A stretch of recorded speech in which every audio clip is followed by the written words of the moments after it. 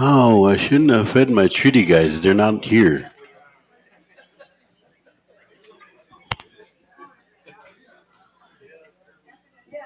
Even the IRA guys are not here.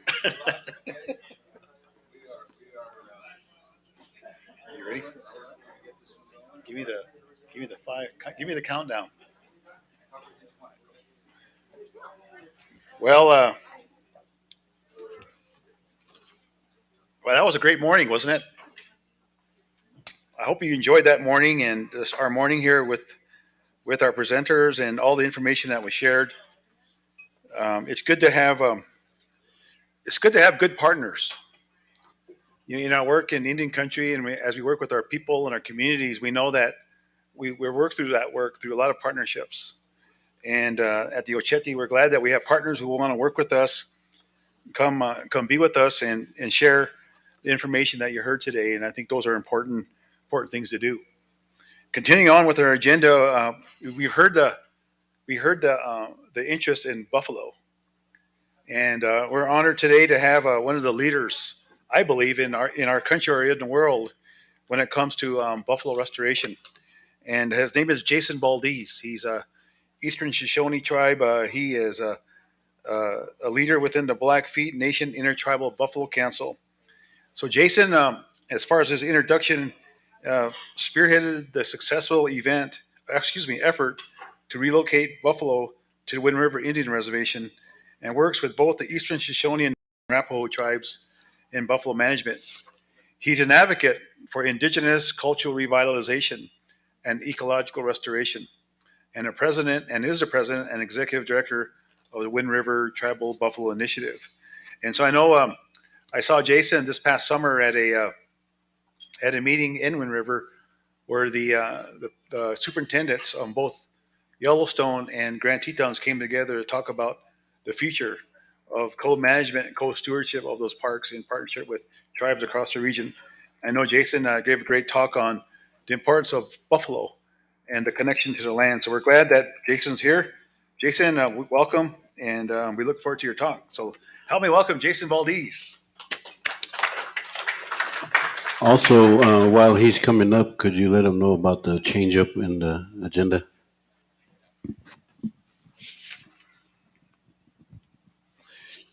Yeah, for your information, on your agenda today, we had a scheduled speaker, a tribal climate liaison that was scheduled to be at 3 o'clock today, but she's no longer able to be with us because of COVID.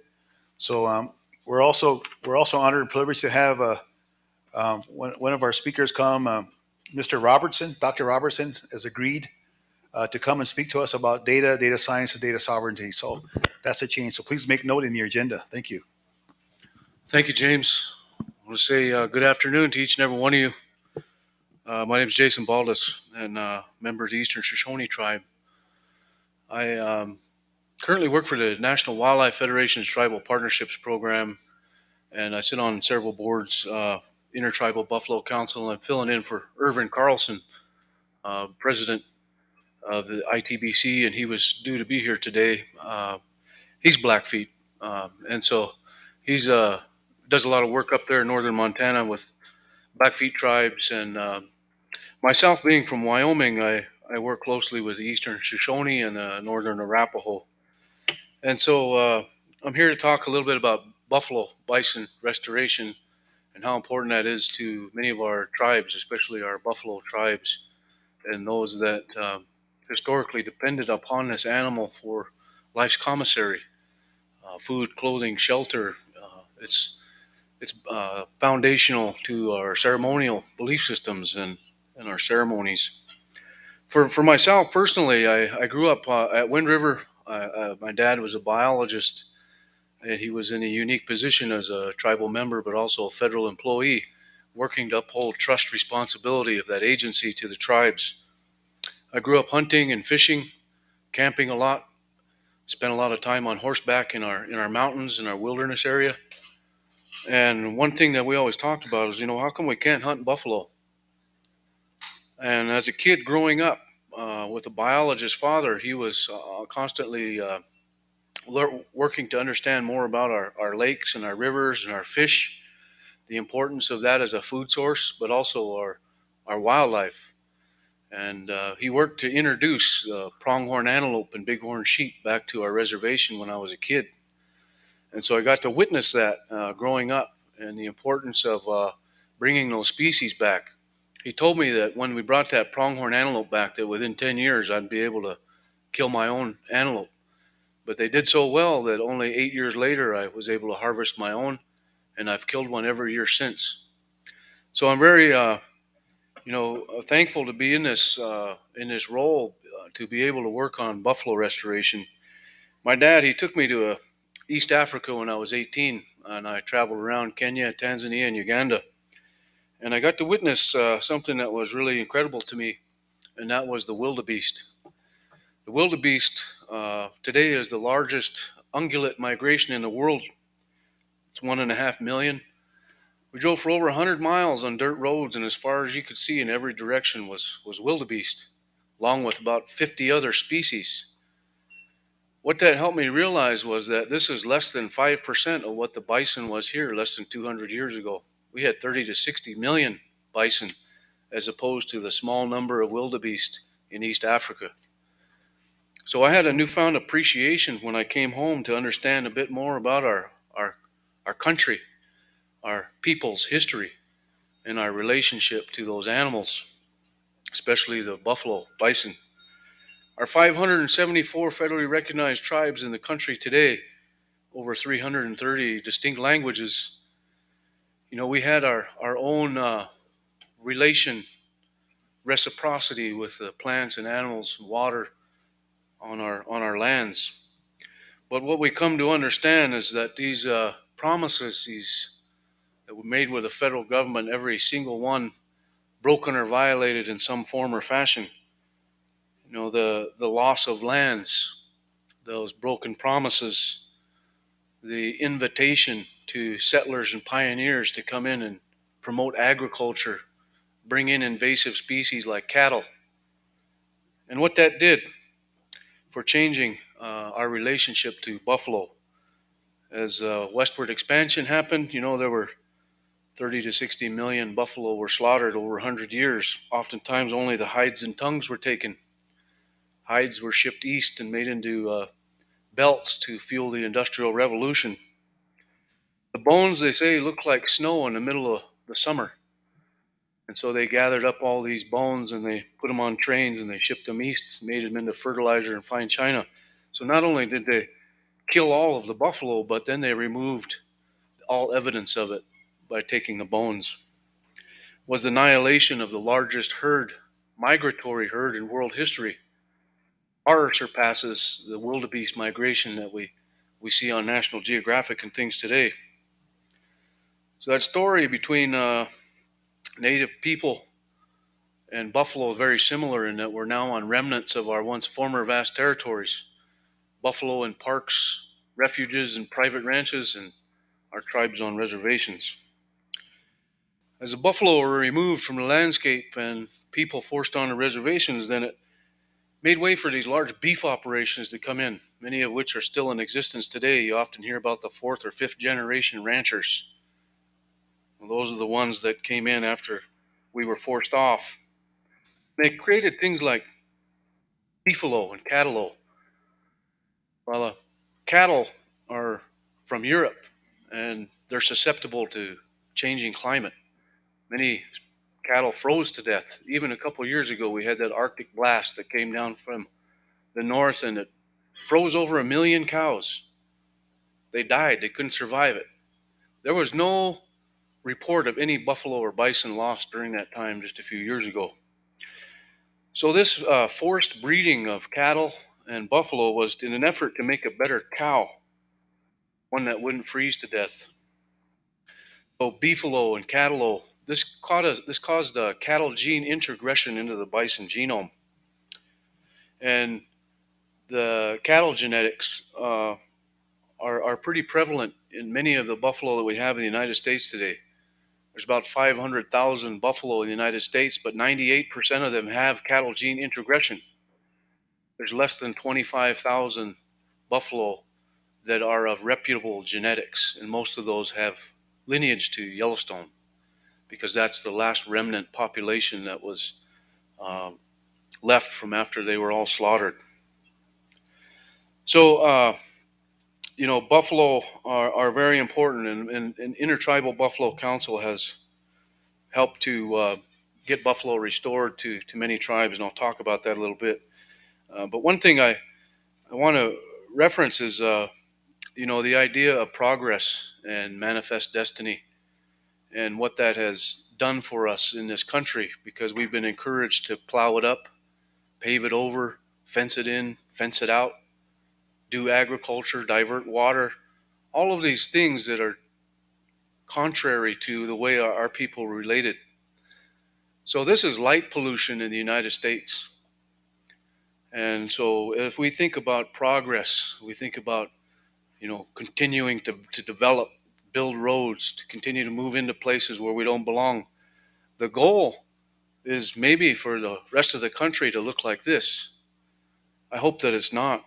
And I hope that, our young people and our future leaders will, bring in our traditional ecological knowledge to help us understand our relationship to the plants and lands and the animals and water. But today I want to talk, a little bit about the Intertribal Buffalo Council. The main office is located here in Rapid City. Troy Heinert, a previous legislator, was hired as the executive director now, and continues to be an advocate for us and tribes. It's our 30th anniversary this year, and ITBC has been working to restore buffalo to tribes for that long. There's now 76 member tribes, and we have a annual membership meeting coming up in November down in Quapaw, Oklahoma, and we'll be adding additional tribes. So we're headquartered right here, but we work with many tribes across the country. I mentioned this is old data. I think it's like 2 years ago we had 69 tribes, but now we're up to 76 and adding 3 more. With the last 30 years, we've been able to get 20,000 buffalo to tribes, to our members, and that's to 32 million acres of land across the country. And so that's been happening since 1992. ITBC provides a lot of services to our member tribes, including herd development grants that our tribes can apply for to help assist in infrastructure, or purchasing materials, or helping out with curriculum, and getting buffalo back into our diet, back into our lives. We partner with the Department of Interior and other organizations to receive surplus animals. The Department of Interior itself manages 19 conservation populations. And so every year they have surplus that goes to ITBC, and ITBC ensures that those animals get out to the member tribes. And of course, providing that scientific education on the importance of reintroduction of buffalo, the cultural importance, the ecological importance of restoring a keystone species. And then also, some tribes that would like to benefit. There's a wide spectrum of potential across Indian country for what we can do. Many tribes don't have a very large land base. It's been, those broken promises have decreased those lands, and many tribes only have a little bit that they can work with. Other tribes have a little bit more flexibility. But it's very important that we get this animal back into our lives again. It's the most nutritious meat. It's the highest in protein, vitamins and minerals, and lowest in fat and cholesterol than almost any other meat. And the high rates of diabetes and heart disease and other health-related issues in our communities is directly attributable to the removal of this animal from our diet. And so providing that outreach and education, like here or other conferences and with schools is very important to help educate our people about this. So there's lots of opportunities to get this animal back into our school lunch programs so that we ensure that our young people are eating buffalo for their health benefits. There's other organizations like the International Treaty, International Tribal Treaty, Buffalo Treaty, has over 40 signatories of sovereigns now that are part of that, from Canada down to the lower 48. We work on the cultural importance of buffalo, from the Pueblo of Pojoaque to Eastern Shoshone to Flandreau to Fort Peck. Many tribes you see incorporating this buffalo back into our lives again. I mentioned the Department of Interior manages those surplus populations. There's 19 herds across the country that provide those animals to ITBC, but also others. And I think that what's happening with many of our tribes and the way we manage them can help set precedent for what we can do potentially on public lands in the future. Some of our partners include the Park Service, Fish and Wildlife Service, National Bison Association, several other conservation nonprofits and tribes that are working on developing their own organizations as well. So the 39 tribes this last year who applied for those herd development grants received about $25,000 each to assist in their herd development. And so ITBC funds these projects, including infrastructure, rangeland improvements, education initiatives, scholarship, job training, water infrastructure, heavy machinery, supplemental feed, veterinary care. But currently our funding only meets 5% of the need. And so we have to continue to figure out how we can support our tribes even more, because we've basically operated on about $1.5 million to $2 million every year, despite the growth of our membership over the last 30 years.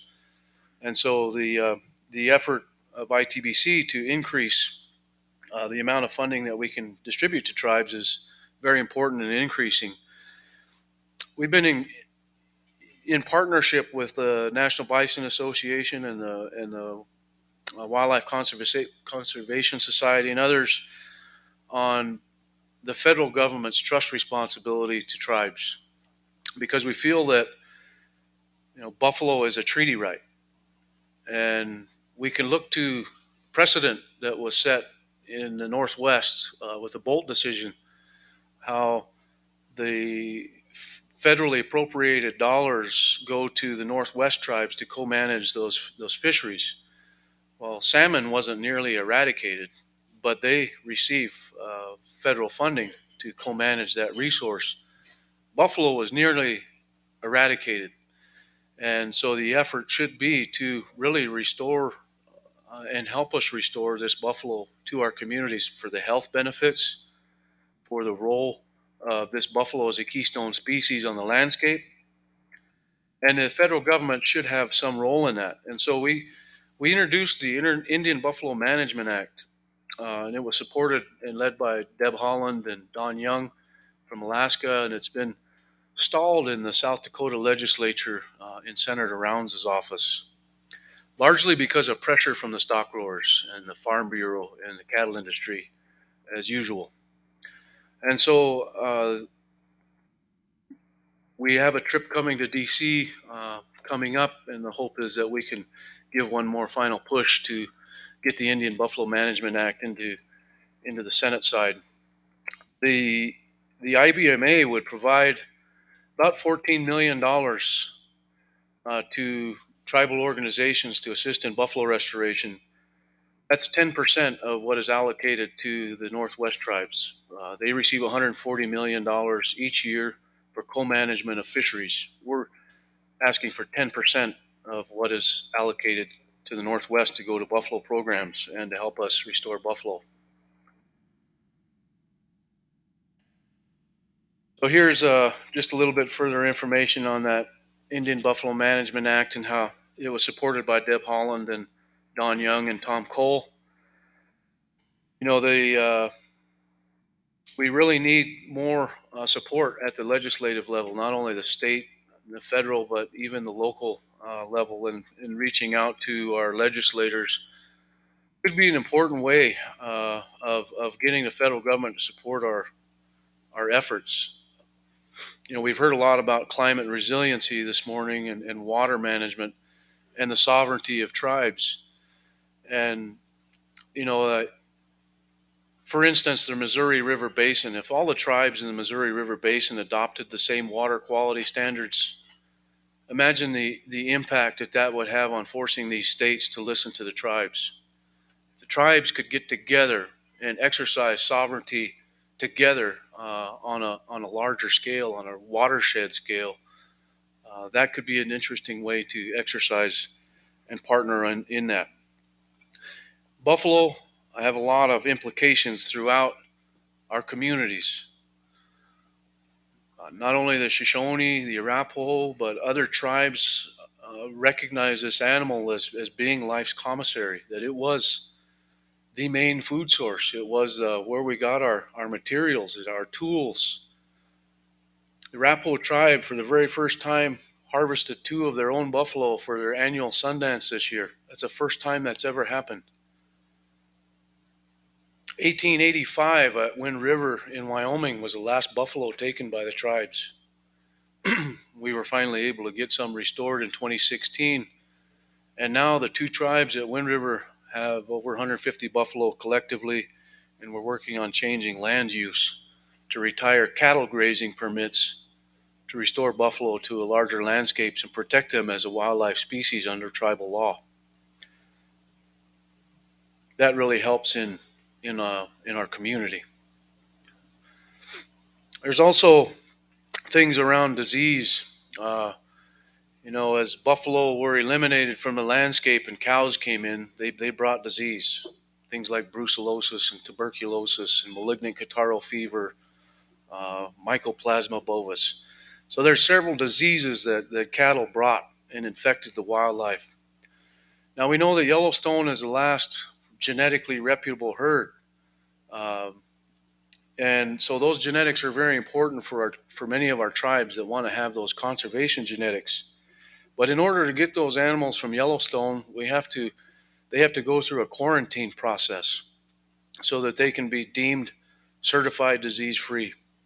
And so tribes can have a real role in that. Fort Peck has stepped up and built a quarantine facility, but the federal government prevents them from operating at full capacity because of their distance from Yellowstone. So there's opportunities for tribes, I think, to create jobs and to create a connection to buffalo by maybe establishing our own quarantine program so that we can accept animals from Yellowstone, run them through our own certification process to supplement our own herds or to help other tribes and improve the heterogeneity or the herd health with those additional animals. I mentioned the health importance that buffalo is the healthiest meat. And so it's very important that we get this animal back into our diet. Unfortunately, many of our people have acquired a taste for beef. And so how do we ensure that we can get that back into our diet if people prefer to eat cows? Well, I think that there's opportunities around that, especially for our young people. But cattle are not a healthy alternative to beef. I mean, you know what I mean.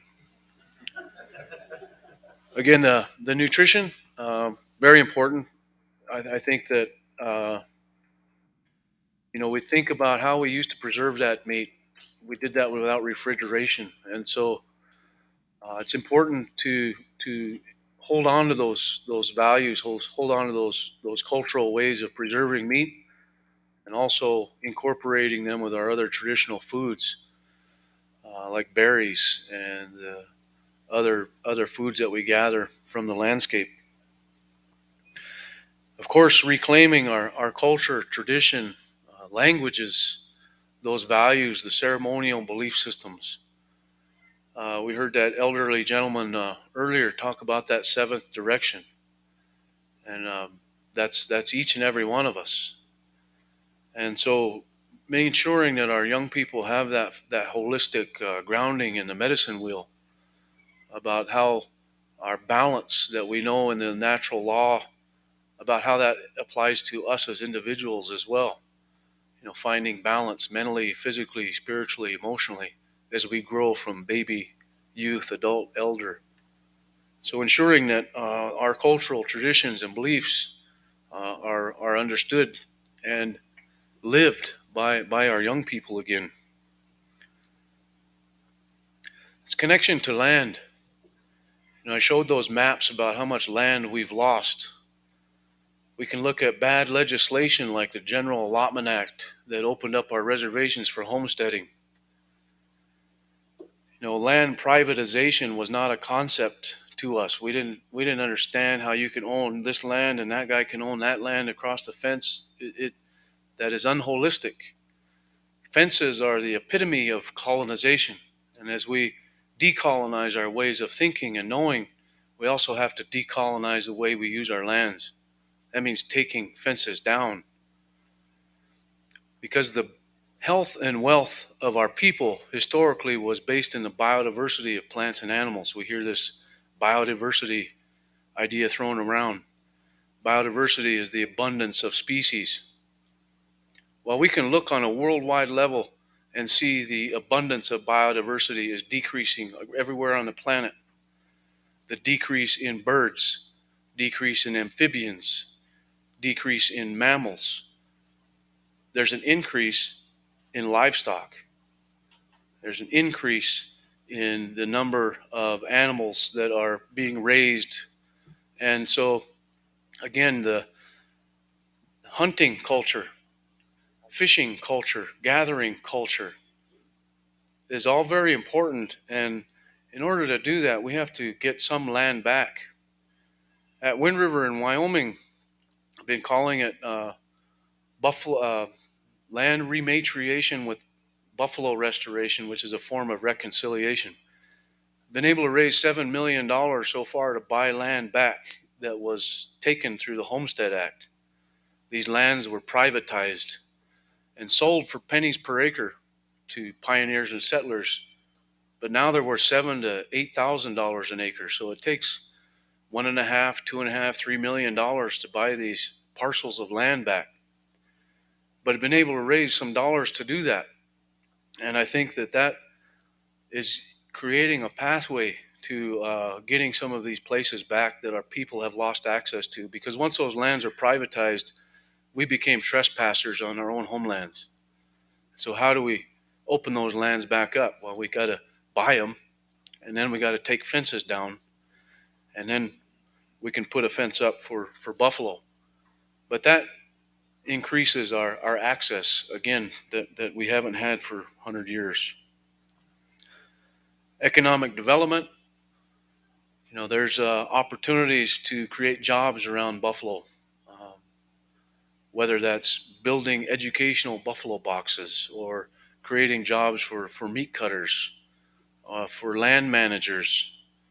So, I think that there's a wide spectrum of economic development across Indian country for what we can do with this animal in terms of how we relate to it within our own tribal communities. Of course, education. This animal was our education. This animal was central to who we are. The Eastern Shoshone people, we distinguished ourselves by the foods we ate. We were the Guchandika, the buffalo eaters, the eastern band of Shoshones. Up in the mountains lived the sheep eaters, the Tukarikas. Over in Idaho, the fish eaters, the salmon eaters. And the Comanche, which were the wild carrot eaters. Buffalo has been missing from our Eastern Shoshone diet for 130 years.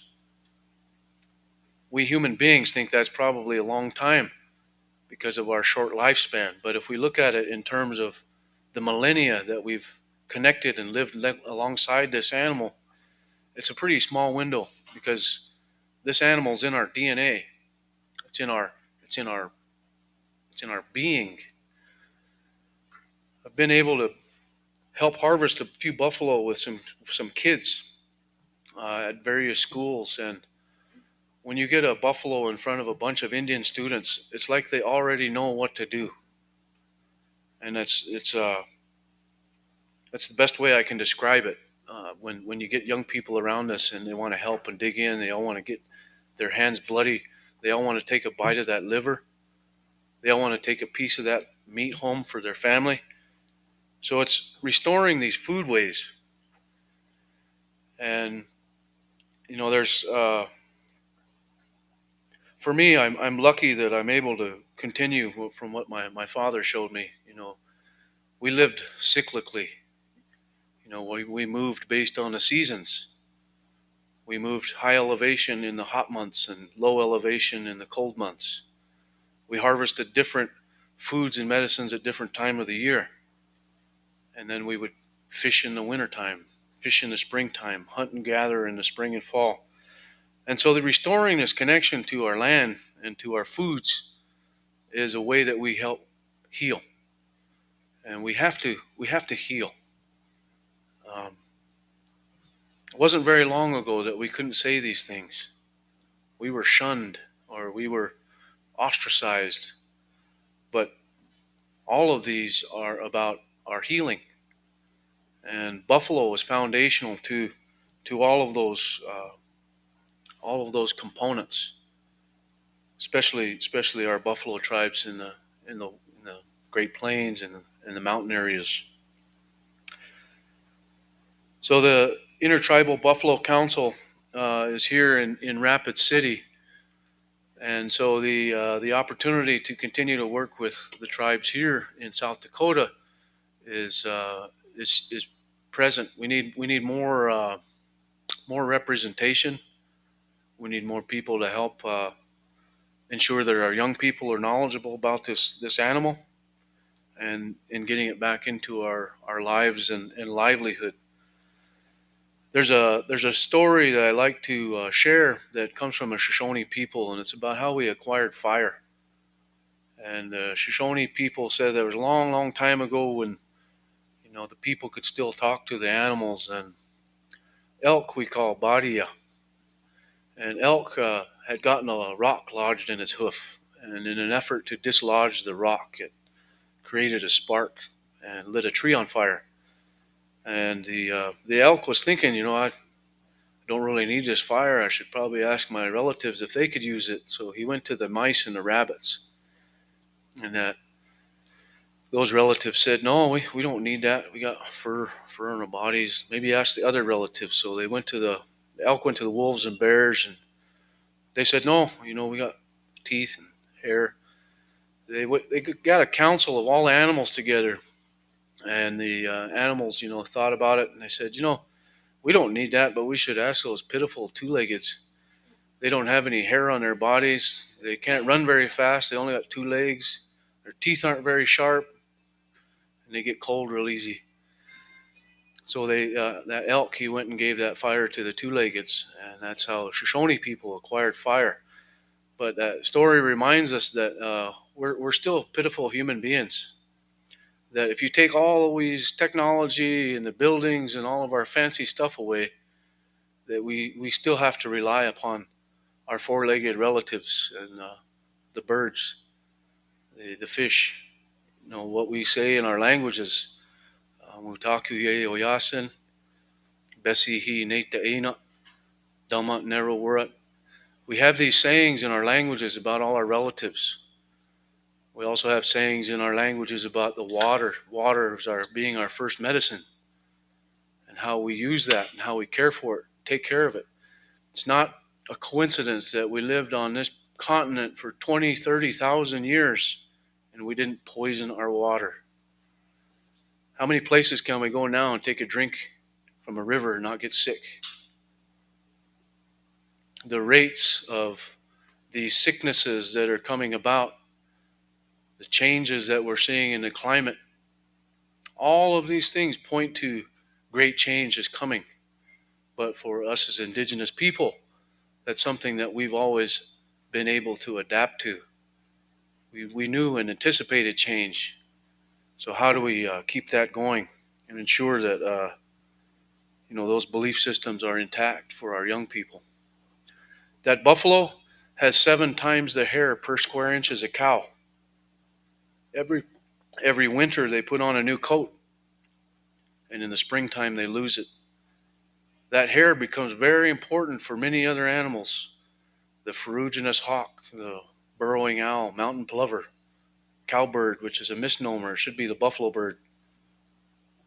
Many bird species have to have buffalo hair for their eggs to reach the right incubation temperature. Buffalo graze, they eat the tops of the plants, and they leave a majority of the plant there so that the sunlight doesn't reach the soil and dry it out. When they walk, they naturally aerate the soil. Their hooves are shaped in a way that catches seeds that get blown in the wind. They have unique dust bathing behavior where they create these wallows or micro depressions in the landscape. That becomes very important for water accumulation, seed dispersal. So when it rains and snows, that water sits in those pools, percolates into the ground, and becomes very important for plants and other organisms. They have twice the surface area on their teeth as cows do, so they can absorb many more nutrients from less hardy forage when they are required to do so. If there's snow, they can rely entirely on snow for their water. Buffalo historically existed from Mexico all the way to the Arctic, from the west coast nearly all the way to the east coast, from sea level to 13,000 feet in elevation. This animal is the most resilient, well-designed animal that Creator's ever given us. If we think about buffalo as a keystone species, meaning that it benefits birds and animals and insects and reptiles and salamanders and plants, that should be reason enough to be restoring them to the landscape to heal it. We're always have 2 opposing paradigms. Our indigenous people have an ecological paradigm, an understanding of the interrelatedness and the interconnectedness of all these things, which is why we call them all our relatives. The colonizers, the people that came in as settlers and pioneers, they came bringing an economic paradigm about how do we exploit this place for benefiting economically, a money-based system. So these 2 paradigms are always at play, an ecological one and an economic. Federal government, many of our state agencies, they're all based in the economic. For us, Indian people, indigenous people worldwide, we have an ecological paradigm, one that is about the interconnectedness, those relatives that we have, the importance of every single species, the wolves, the bears, the buffalo. What do we hear about, management of wolves and bears these days? Is to protect what? Livestock, economics. We have to encourage our federal agencies, our state agencies, to think more holistically. And you think about finding common ground between science and traditional ecological knowledge. At Wind River, we have a good example of how we incorporated those 2 ideas. It comes down to our wildlife and our water and the animals. Because in the 80s, we recognized that the unregulated hunting resulted in the diminishment of these populations that were no longer available for us as a food. And so management meant that we needed to exercise tribal law. The state of Wyoming was going to come in and assume jurisdiction on the reservation in Wyoming because they said we didn't have a constitution, that we don't have sovereignty. That's what they said, because we opted out of IRA. Many tribes are IRA. We opted out of that. So we didn't have a constitution. We have a traditional, quasi-traditional form of government in the general councils. Those general councils passed resolutions to support wildlife restoration. Pronghorn antelope, bighorn sheep. In the 90s, our tribes protected wolves and bears. That's a completely different philosophy than the state of Wyoming. But it's because of that traditional knowledge, knowing that those are important for our food, that the wolves and bears, we learned about how to be good human beings, the family dynamics of the wolf, the bear showing us many medicines that we still use in ceremonies today. And so the buffalo should have been like that pronghorn antelope and that bighorn sheep, where you go and you get them in their habitat and you bring them to their new habitat and you let them go. But it's not like that, because most states recognize buffalo as livestock. When that happens, management of those buffalo is under the auspices of those livestock agencies. If we, as tribes, protect them as wildlife under tribal law, then that engages the U.S. federal government, the Fish and Wildlife Service, to provide assistance to manage those on the landscape. Another problem is land use, because Bureau of Indian Affairs is the federal agency that manages our lands. Over in Wyoming at Wind River, the Bureau of Indian Affairs divided our reservation into 92 grazing units that have had a priority in cattle grazing for the last 100 years, despite the tribe's success in restoring those wildlife species and protecting those predators. So in order to get buffalo restored on a larger landscape, we're implementing tribal law. And that means protecting buffalo as wildlife under tribal law, which basically supersedes BIA's role as a land managing agency prioritizing cattle. In this way, we're going to be able to restore buffalo to larger landscapes on the reservation, not 1,000 acres, tens to hundreds of thousands of acres, where buffalo exist just like the elk, deer, moose, bighorn sheep, pronghorn antelope, mule deer, and white-tailed deer. Hopefully someday predated upon by wolves and bears on our reservation. So I think that there's a lot of potential across Indian country for getting buffalo back in a way that is meaningful to our tribes and to our communities. It's very important for our young people, so important for our old people and everybody in between. It's a keystone species, so it heals the land, heals our community, and from the inside out, we can begin to heal ourselves from diabetes and heart disease, begin incorporating our more traditional foods, teaching about how we build that sled from the ribs, or make glue from the hooves, or make that horn spoon. In that, probably similar in Lakota language, but in Arapaho and Shoshone, the horn spoon is animate. It's habiyo in Arapaho and tesihivi in Shoshone. But every time we have our kids come out from the schools, we have them do an activity. One of them is creating their own buffalo horn spoon for them to take home, so that they can connect with that buffalo in a way that is different from learning it in a book or seeing a picture of it or hearing me give a presentation. When those kids go out there and they see that buffalo and they can pick up a piece of buffalo hair, or they learn how to make that horn spoon, that's a connection that wasn't there just 6 years ago. 6 years ago, we had no buffalo. Some tribes are just now getting them back. Some tribes have had them for quite a while. And I've been over here to help Lisa and Arlo Ironcloud help with getting that buffalo back into some of these programs over here, and learning from different tribes about how they're educating their youth. It's really inspiring to see how many people are engaged with buffalo and getting that animal back into their lives. One day, and the reason that I'm involved in all of this goes back to when I was a kid, talking to my dad about how come we can't hunt buffalo. I think someday in the near future, we're going to have the ability to hunt buffalo again on our lands. And the hope is that other tribes can do that same thing. And the hope is really Intertribal Buffalo Council, other entities can continue to support us in this, not only locally, at the state level, but also nationally, to ensure that the federal government upholds its federal trust responsibility to us to help us pay for our infrastructure, help us change land use, or pay for a mobile processing unit or cold storage, so that when people want buffalo meat, they can come get it. That's what we're trying to do at Wind River, is to ensure that those buffalo, that meat is free to any tribal member that wants it. It's not about marketing the meat. It's about ensuring that that animal has its rightful place on the land. Today we call that wildlife, but it's just a classification that allows it to exist. Everywhere there's a cow out there, it should be a buffalo.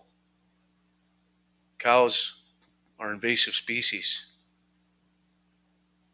The cow does not replace that buffalo on the landscape. A cow doesn't have that amount of hair, doesn't have the knowledge to not hang out in the riparian areas, doesn't have the knowledge to rotationally graze on its own, doesn't have the physiological adaptations that a buffalo does as a keystone species. That buffalo is very important on the landscape and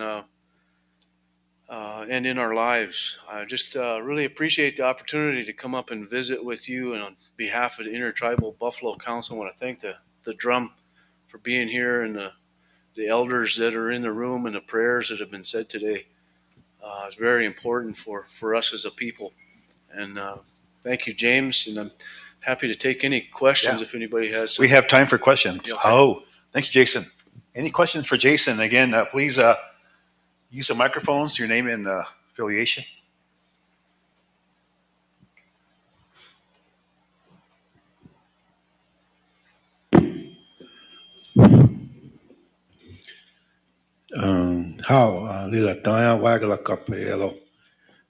My name is Manny Ironhawk, and I was just going to ask if there's any.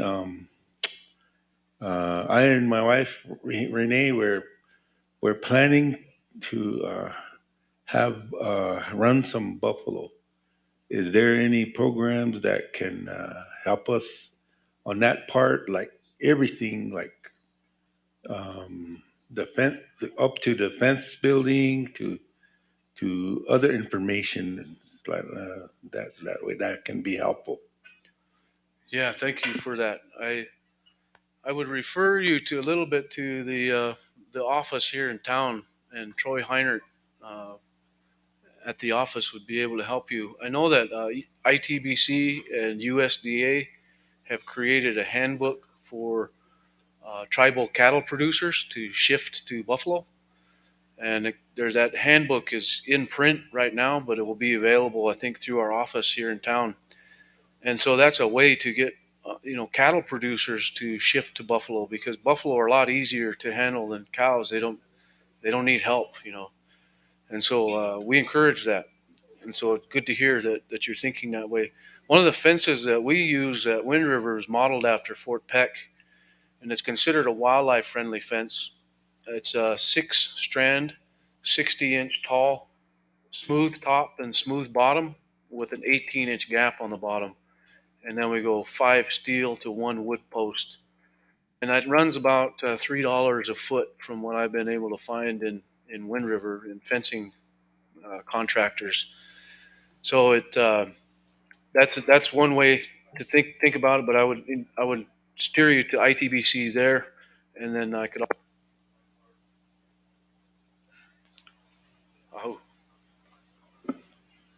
Oh, I'm Ivan Looking Horse, and I'm also wondering about is there when you get to harvest your buffalo, do you get the hides and the skulls and the bones and all to where the artist might be able to work with these here things so they can start a cash flow with the artwork that they can produce? yeah. One of the at Wind River, it's going to be different for different tribes and what kind of programs they've started. But at Wind River, when we're done with a buffalo, the only thing left is the grass from its belly. And we don't want to harvest a buffalo and ship it to the meat processor and get it back in boxes. No, we want to have that buffalo there, and we're all working on it together as young people and elders, teaching us how we say those things in our languages. But also, like you say, for the artisans, I think it's very important that those parts are all there and available to those that want them. And we have buffalo boxes that we make to provide to schools. So in that buffalo box, we've got the hoof, a dehydrated bladder or stomach, and that horn spoon.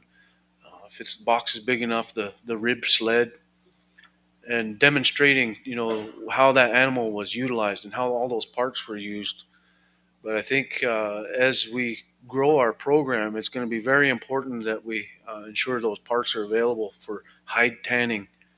How we make we had a program a couple weeks ago where some young ladies came out and they made pigments from the different soils on the reservation so that we could make paints to paint on the hide. And so I think that's a very important aspect of food sovereignty, is ensuring that when that buffalo gets harvested, the whole animal stays there with us, and that we're not just shipping it off to USDA or some certified meat processor that is going to bring it back in boxes. So every effort that we do at ITBC, as well as my own effort at Wind River, is to ensure our artisans have access to that stuff in a way that they haven't had before. So that's very important.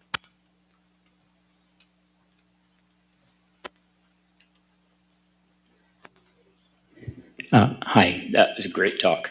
I'm Bob Newman from the University of North Dakota. I'm wondering, I had two questions, and I think you answered one of them.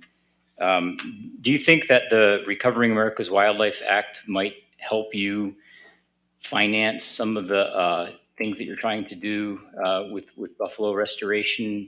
There's supposed to be some decent amount of money dedicated to tribal entities as opposed to going to states. Yeah, that's a great question. He's talking about Restoring America's Wildlife Act, or RAWA, which is federal legislation that has earmarked about $90 million to go to tribes for wildlife restoration. That's the first time any federal money has ever been made available to tribes to manage wildlife. Tribes are excluded from traditional wildlife management funding like Pittman-Robertson or the Taylor funding that goes to states to manage fish and wildlife restoration. The important caveat of RAWA is that in order to receive benefit for buffalo restoration, that animal needs classification as wildlife. So, for instance, the Fish and Wildlife Service, who's provided technical assistance to the Wind River tribes for the last 40 or 50 years, is unable to provide any assistance to Wind River tribes for buffalo until we protect them as wildlife. BIA, as the land managing agency as well as the permit holder, kind of has the lock on the federal assistance because of that classification. If tribes protect buffalo as wildlife under tribal law, that would engage RAWA funding. And so, that RAWA funding could come to tribes to assist in elk or deer or pronghorn antelope or other species. But until buffalo have that classification as wildlife, federal government will be unable to assist in managing that as wildlife until the tribes set that standard. So RAWA is a great example of how federal government money can come into tribes, but tribes need to make sure that they're managing those animals with the auspices of wildlife and not livestock. And that's often a hard change because, for one, many tribes are on a limited land base and they can't really run their buffalo as wildlife until they retire grazing permits, take fences down, and let those animals exist as such. Great question. I have a question over here. How is the Tatanka handling the drought? Well, I've heard different conversations on that. We see that there's a trend in the size of buffalo decreasing. So we have four extinct species of bison going back 350,000 years. Bison latifrons, antiquus, priscus, and occidentalis are all extinct. But 350,000 years ago, Bison latifrons had a 9-foot horn span and was 10 foot at the shoulder. And so the size of bison is decreasing largely because of atmospheric concentrations. And So we see some changes over time, but despite that, I still think that Bison, Tatanka, Bojan, Hanacha is the most resilient to climate change because they're well adapted. If we think about where they existed from sea level, 13,000 feet, different climatic conditions, different latitudes, this animal has an extreme resiliency to change. So I think that it's still the best option that we have. If we see an increase in plant and animal biodiversity with bison, that means that the vegetation changes with buffalo. Then that applies to carbon sequestration. Buffalo help pull carbon from the atmosphere and put it into the ground because of their influence on biodiversity. They so I would say that despite the changes and the challenges, buffalo is going to be the best option for us for food security, food sovereignty, climate resiliency. Because I've seen buffalo sit out in 110-degree weather, even though they have shade. They don't really mind really hot. And of course, when they put on their new winter coat, they can survive those extreme cold conditions too. I've seen calves born in the middle of winter. It takes 2 minutes for a calf to stand and 7 minutes for him to run. That's a little different than a cow. So I think if we want to really think about climate resiliency and food sovereignty and ensuring that our people have the ability to survive over time, despite the changes that we'll see coming, buffalo is going to give us our best chance. But we've got to get that ability to enjoy and love that flavor and get rid of that cattle flavor. And that's going to be difficult for some to do, but it's still, many of you probably love buffalo, and I don't have to tell you that's better than cows. So I wanted to also add that I can't remember the years, but I heard that the Texas Longhorns were brought to the plains along with the beef from Texas to replace the buffalo. That's why they were one of the reasons why they were killing all of the buffalo in the plains. it was also after General George Armstrong Custer was killed at Battle of Greasy Grass that it became congressionally encouraged to kill buffalo in order to eliminate our food source. And so as buffalo were eliminated, then we were subjugated to kind of make bad decisions and bad land deals and things. So we were we were under the control once our food source was gone.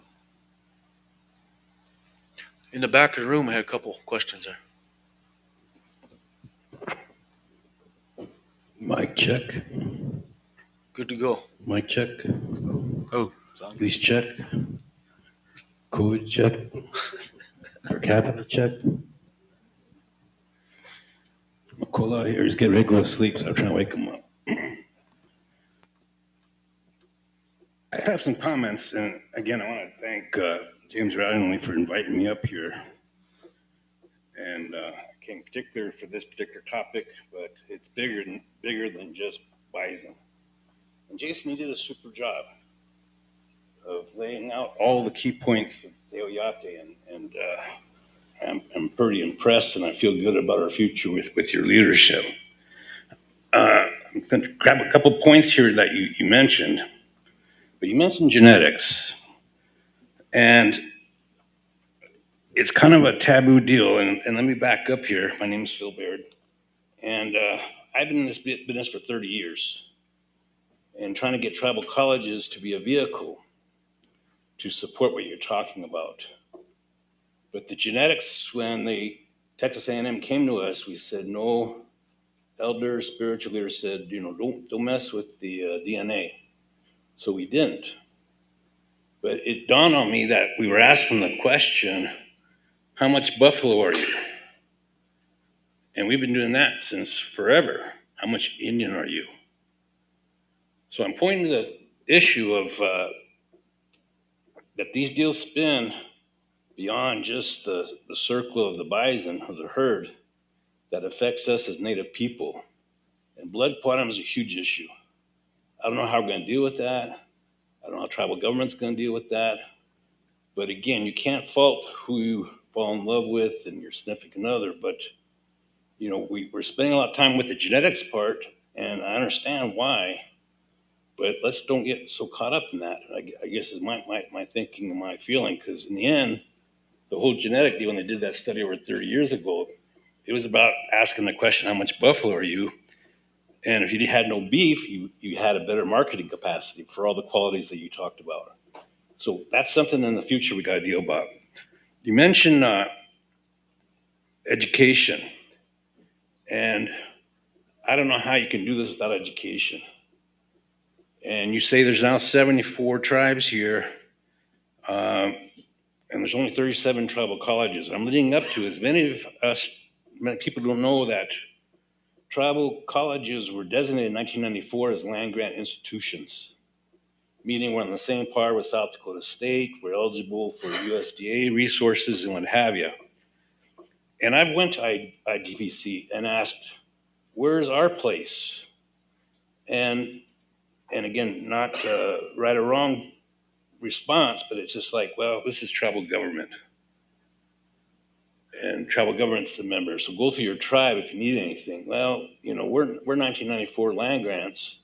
30 years later, I have still yet to get a response about opening up the world that you're talking about and to those that influence day-to-day life, and that's educators.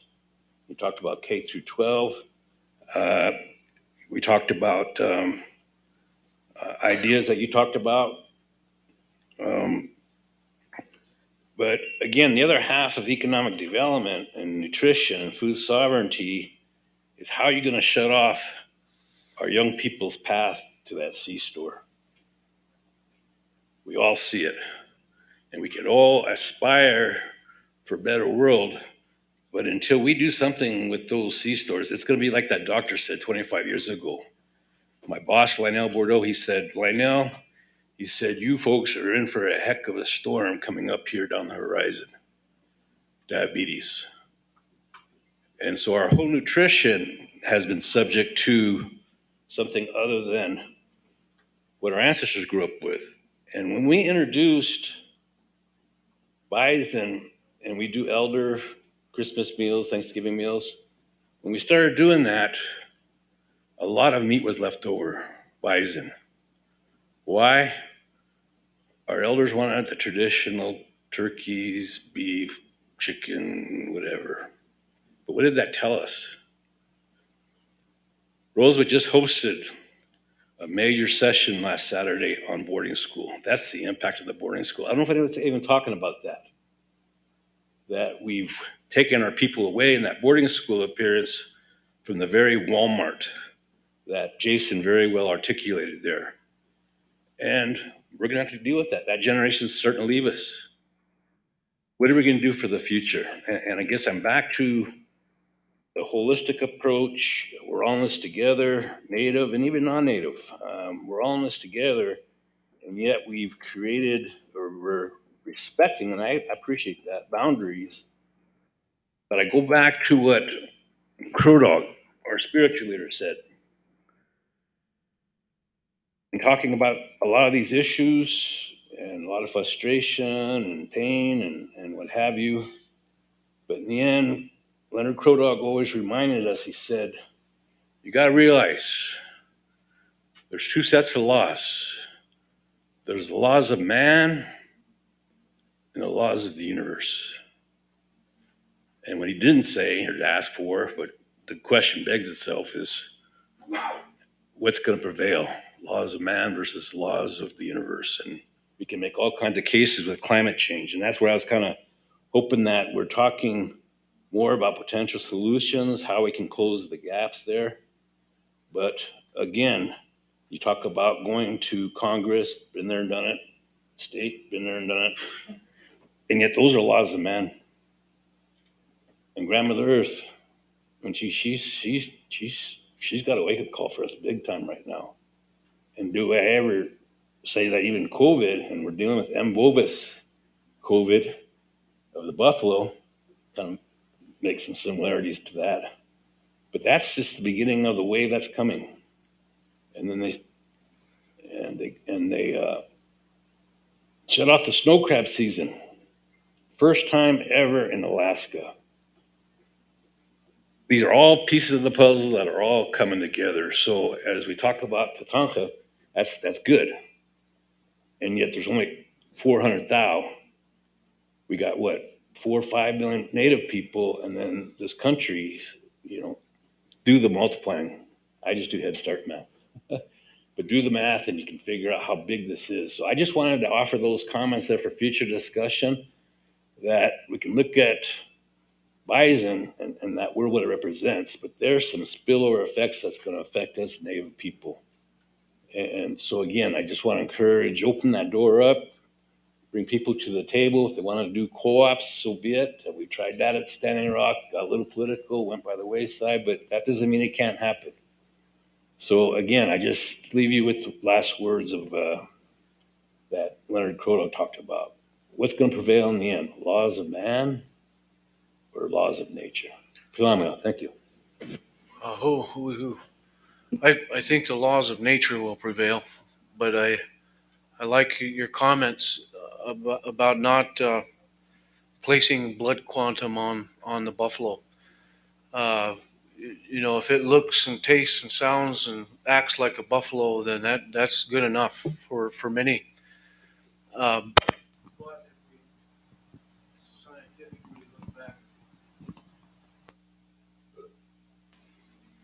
if we scientifically look back, there we go. If we scientifically think about the genetics, we know that there's pretty high introgression of most buffalo in the United States, and that we know Yellowstone genetics are important. But there's even science now that say that there's 0.002% cattle genetics in Yellowstone. So that doesn't mean that those animals are not important anymore, or it doesn't mean that if a buffalo has got 10% cattle genetics isn't important. They're still going to serve a very important role on the land if we can allow them to exist as such. One important part of not manipulating a buffalo population is ensuring that you got a natural female to male ratio so that those bulls can adequately compete for themselves. If you have a 90-10 ratio, then you're obviously influencing the mating, and that's manipulation. And so those 500,000 buffalo that are in a commercial meat market are being genetically manipulated, which over time could have some implications. So, not getting caught in the genetics conversation, but just ensuring that we're pulling from populations that have reputable uh, genetic lineage is kind of where we're kind of sitting. Out of the 76 member tribes of ITBC, there's probably only 5 or 10 that are really focused on the conservation genetics. They just want buffalo back. So the conservation doesn't necessarily apply to many. At Montana State University, we're implementing or promoting a certificate program in food sovereignty, so that if you go to MSU, you can get the classes to certify in traditional foods, whether that's salmon or rice or buffalo, or many of our tribes across the country have their traditional foods. So I think academically it's very important that we create culturally relevant research for our students. That's the college age. So these people that have gotten through high school and made it to college, that's great for them. But we've got to really catch our young people, our very youngest, from kindergarten through elementary. I think that's a real key time to have an influence. I think our tribal leaders are probably sitting in first and second grade right now. But how do we make sure that as they grow through elementary and get into middle school and high school, that we don't lose them into all this stuff that's going on around us with drugs and alcohol, the C-store, finding convenience and comfort as opposed to practicing our traditional ways. I try to take my kids and my nieces and nephews out hunting, and we're hunting elk and deer right now, and we're gathering minnows to go fishing. And when the ice comes, hopefully the ice keeps coming, but we've seen that change over the last 10 or 15 years too. I think we all have that role in helping some young person understand who they are as Lakota or Cheyenne or Shoshone or Arapaho. And I've heard a couple examples of how we can teach our young people about our beliefs and values and philosophy. But that's up to each one of us, I think, to ensure that we do that. We have a lot of problems coming, change is coming, and the amount of people that we need to feed, the amount of people on this planet is going to be a challenge. But we know that most of the world's biodiversity exists on lands managed and held by indigenous people. And that's because of that ecological paradigm that has more precedent than the economic one. And so, I think most important we can do in this country is ensure that we're telling people about our traditional ecological values, our indigenous knowledge, that many of our people here in this room have, that holistic understanding, that seventh generation or the seventh direction being right there for us, so that down the road, the way our grandmas and grandpas were thinking about 7 generations, we can help people understand that that's the way we need to be thinking again today, further down the road. So you bring up some great points and challenges that we're going to have ahead of us, but I still think that the more buffalo that we can get back on the land, and the more land that we can get for buffalo, is going to make it possible. We got to get buffalo in all of our satellite populations. We need to have those animals at 1,000 animals or more, and it's going to be a while before we see millions of buffalo again. Probably not in our lifetimes, but maybe down the road, buffalo will be the one that our people eat. We'll do one more question, and then we gotta move on. So. Wo pilan chichi apolo dona. Iha chantewa steya na pe chigulus papi. Hinche si changu kta hinche wa yuni na ya. O pia ke tatranka ya wogala kapina tukte wo ichun pikte kong. Na oaya tipi toshke hena wa kanjana yokia toshke wo kupikte kong hena chahe wo yukcha pikte. Na heche taku ota okachni gamna weki le hani hekta kia tuni tonkashla unchi tuni hechansa wogala kapshin kha takomini le wana wapche tokchapi ohe. I want to say good afternoon. My name's Keith Horslicking from Rosebud, St. Francis Community. You impact earlier about taking the buffalo meat to the schools, to the kids to learn. How is that is going to help them?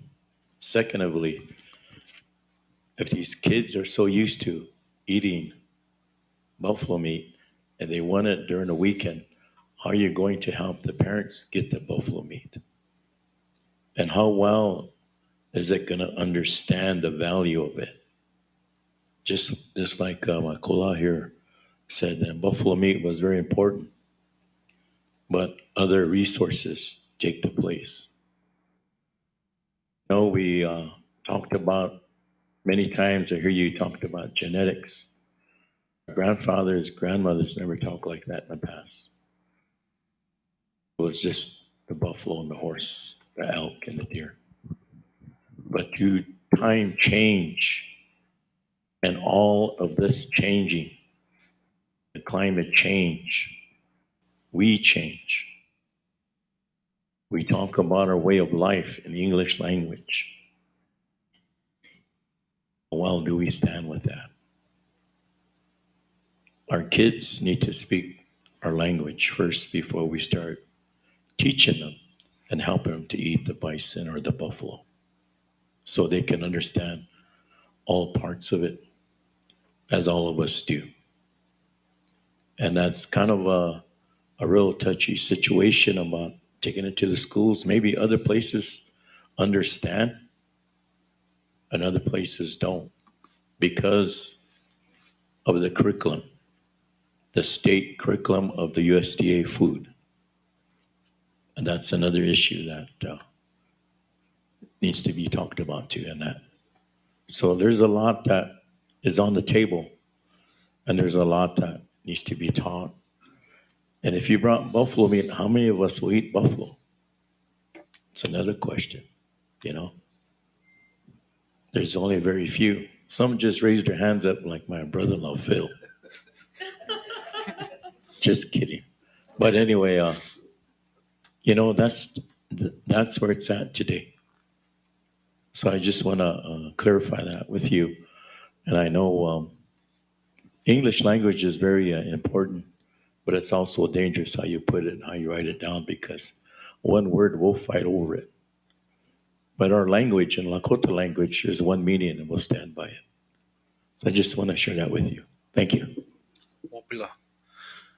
Yeah, we're looking at having some studies because we know that if kids eat buffalo meat, that over time their cognitive decision making and skills improve. Buffalo meat is good for the brain. And if we're feeding our children, we can measure the test scores increase because of the cognitive ability of eating buffalo. And so, you know, getting that buffalo into the diet of our school children is only happening in a few places. We want to see it increase. You know, not every tribe has enough buffalo to get the meat into their school programs yet. So, and you know, there's not very many organizations that will fund a 20-year study. They'll fund 3 to 5 year studies, but we need some young people or families themselves eating buffalo meat throughout the week for years, and have some data that we can collect that shows how healthy that their lives have improved because of that. Now, the genetics issue is always a touchy one for indigenous people because that's science. You know, when it was the buffalo, when there were elk and there were deer, that was before they were influenced by the cow. And that was a decision that was made long ago, before any of us, 1900s, when they tried to crossbreed cows and buffalo to create those beefalo and cattle. That, in my mind, was a mistake. To paint that buffalo genetics with cows, that was a mistake. In order to improve or help to the best of our ability fix that mistake is to ensure that we are restoring buffalo that have those reputable genes. That means they come from certain populations. So I am trained in science because I went and got a degree, 2 degrees in environmental science, so that I could have a better background and understanding about ecology and biology and these principles. My vow personally was to go get an education and then move home and learn more about my cultural belief ways and systems, my languages. So I've acquired my degrees and now I've moved home. I've been home 6 years and I'm working on my language, my Shoshone language. I'm also working on the Arapaho language because that's who we share our reservation with, our historic enemy. But it's important that I have that background in that way of thinking.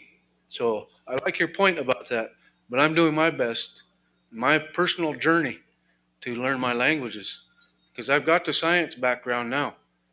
But it's very important for me to learn as much as I can from our elders, from Shoshone and Arapaho people, and be able to carry forth my language because I struggled with alcohol for several years because I look in the mirror and wonder why I can't speak Wonder why I don't know these certain things. A lot of people do that. We have to find our own healing. I found my healing in Buffalo. Put that alcohol away 4.5 years ago. Oh. So we're all on our own healing journey. Buffalo, for me, is really healing. Ensuring that we give back to our kids, community, and relearning our ways. That's what we got to do. Yeah. Okay. Well, let's thank Jason for that great talk. Thank you, Jason.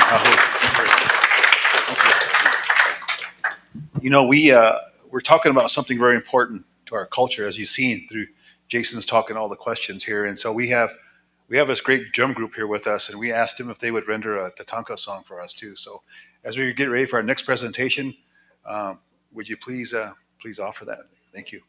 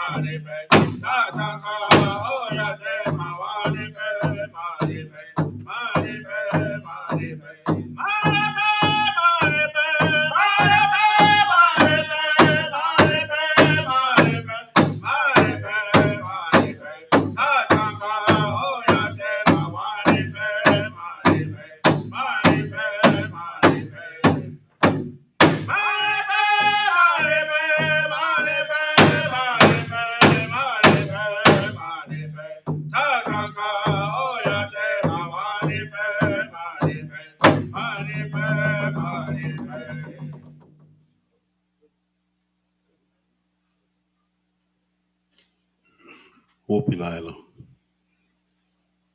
Umpo, you want to set up?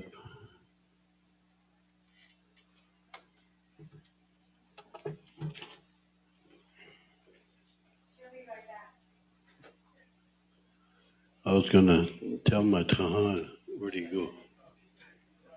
To eat buffalo is healthy, and to eat beef we get diabetes.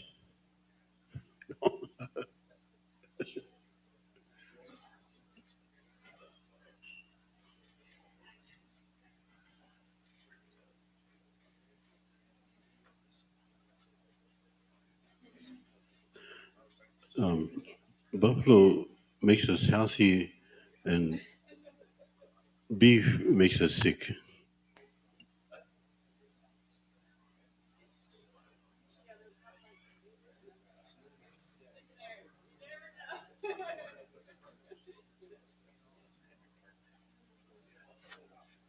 So the mic's been going off and on a little bit here. Right, you got the back. Is there an adapter? Oh, there it is. Let me pull it up before I plug it in. I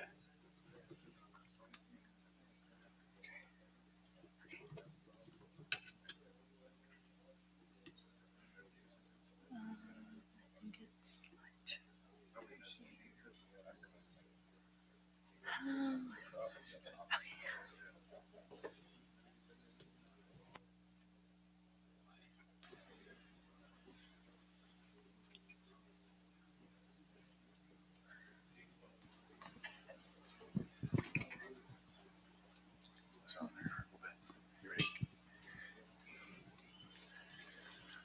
Well, as we continue with the agenda, I wanted to introduce Ampo Jensen from the International Treaty Council, who is Oglala Lakota, who grew up on a Pine Ridge Indian reservation and graduated with a master's degree in civil and environmental engineering from Stanford University.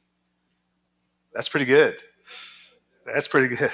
As a writer, author, and poet, Ampo interweaves her experiences as an Oglala woman, engineer, and advocate for indigenous rights and solutions in health, treaty rights, and water and climate protection. So with that, please welcome Ampo. Ampo. Mitakiapi, Shantevashte Napechi Zape Ampos, Hoimachiapi na Kyuksa Tioshpayamataha, Wazi Aha Elwati, na Inawayaki Don Frankichiapi na Atewayaki Albert Frankichiapi. I'd like to first ask all my elders and everyone older than me to forgive me for speaking in front of them.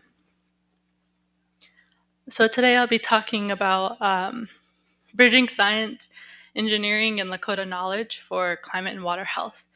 But before I get started, kind of just wanted to share where I come from.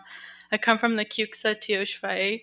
My mother's Dawn Frank and my father's Albert Frank and the late TJ Jensen. As he just mentioned, I graduated with my bachelor's and master's in civil environmental engineering, and today I am the environmental health research specialist for the International Indian Treaty Council. So just to give you, I guess, an outline of what we're going to talk about today.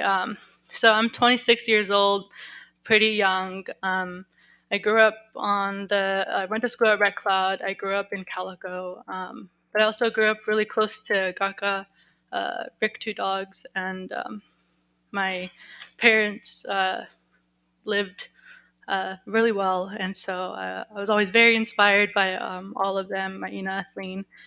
So I just wanted to give them a quick shout out.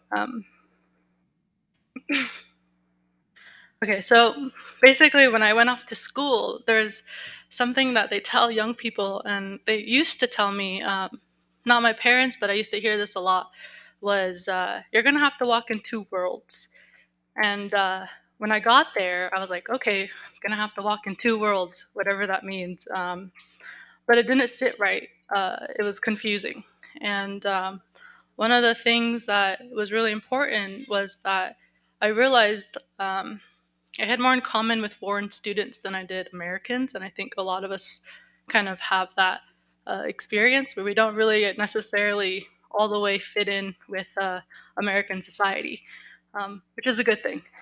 And so because of that, I decided, why do I have to walk in two worlds? Why does everyone else get to walk in one world? So I said, okay, I'm just gonna be Lakota, be who I am wherever I go. And so that kind of started off the trajectory of my experience in school and studying engineering. And then second, because of that, my thought process was, okay, I'm here to learn, and I'm going to learn as much as I can. And so what I'm going to be presenting to you is kind of, what they're talking about in an engineering perspective, as I guess an informant. Like, I'm learning as much as I can because I'm gonna come and tell you the way they think. This is how they view the world, and it's kind of crazy.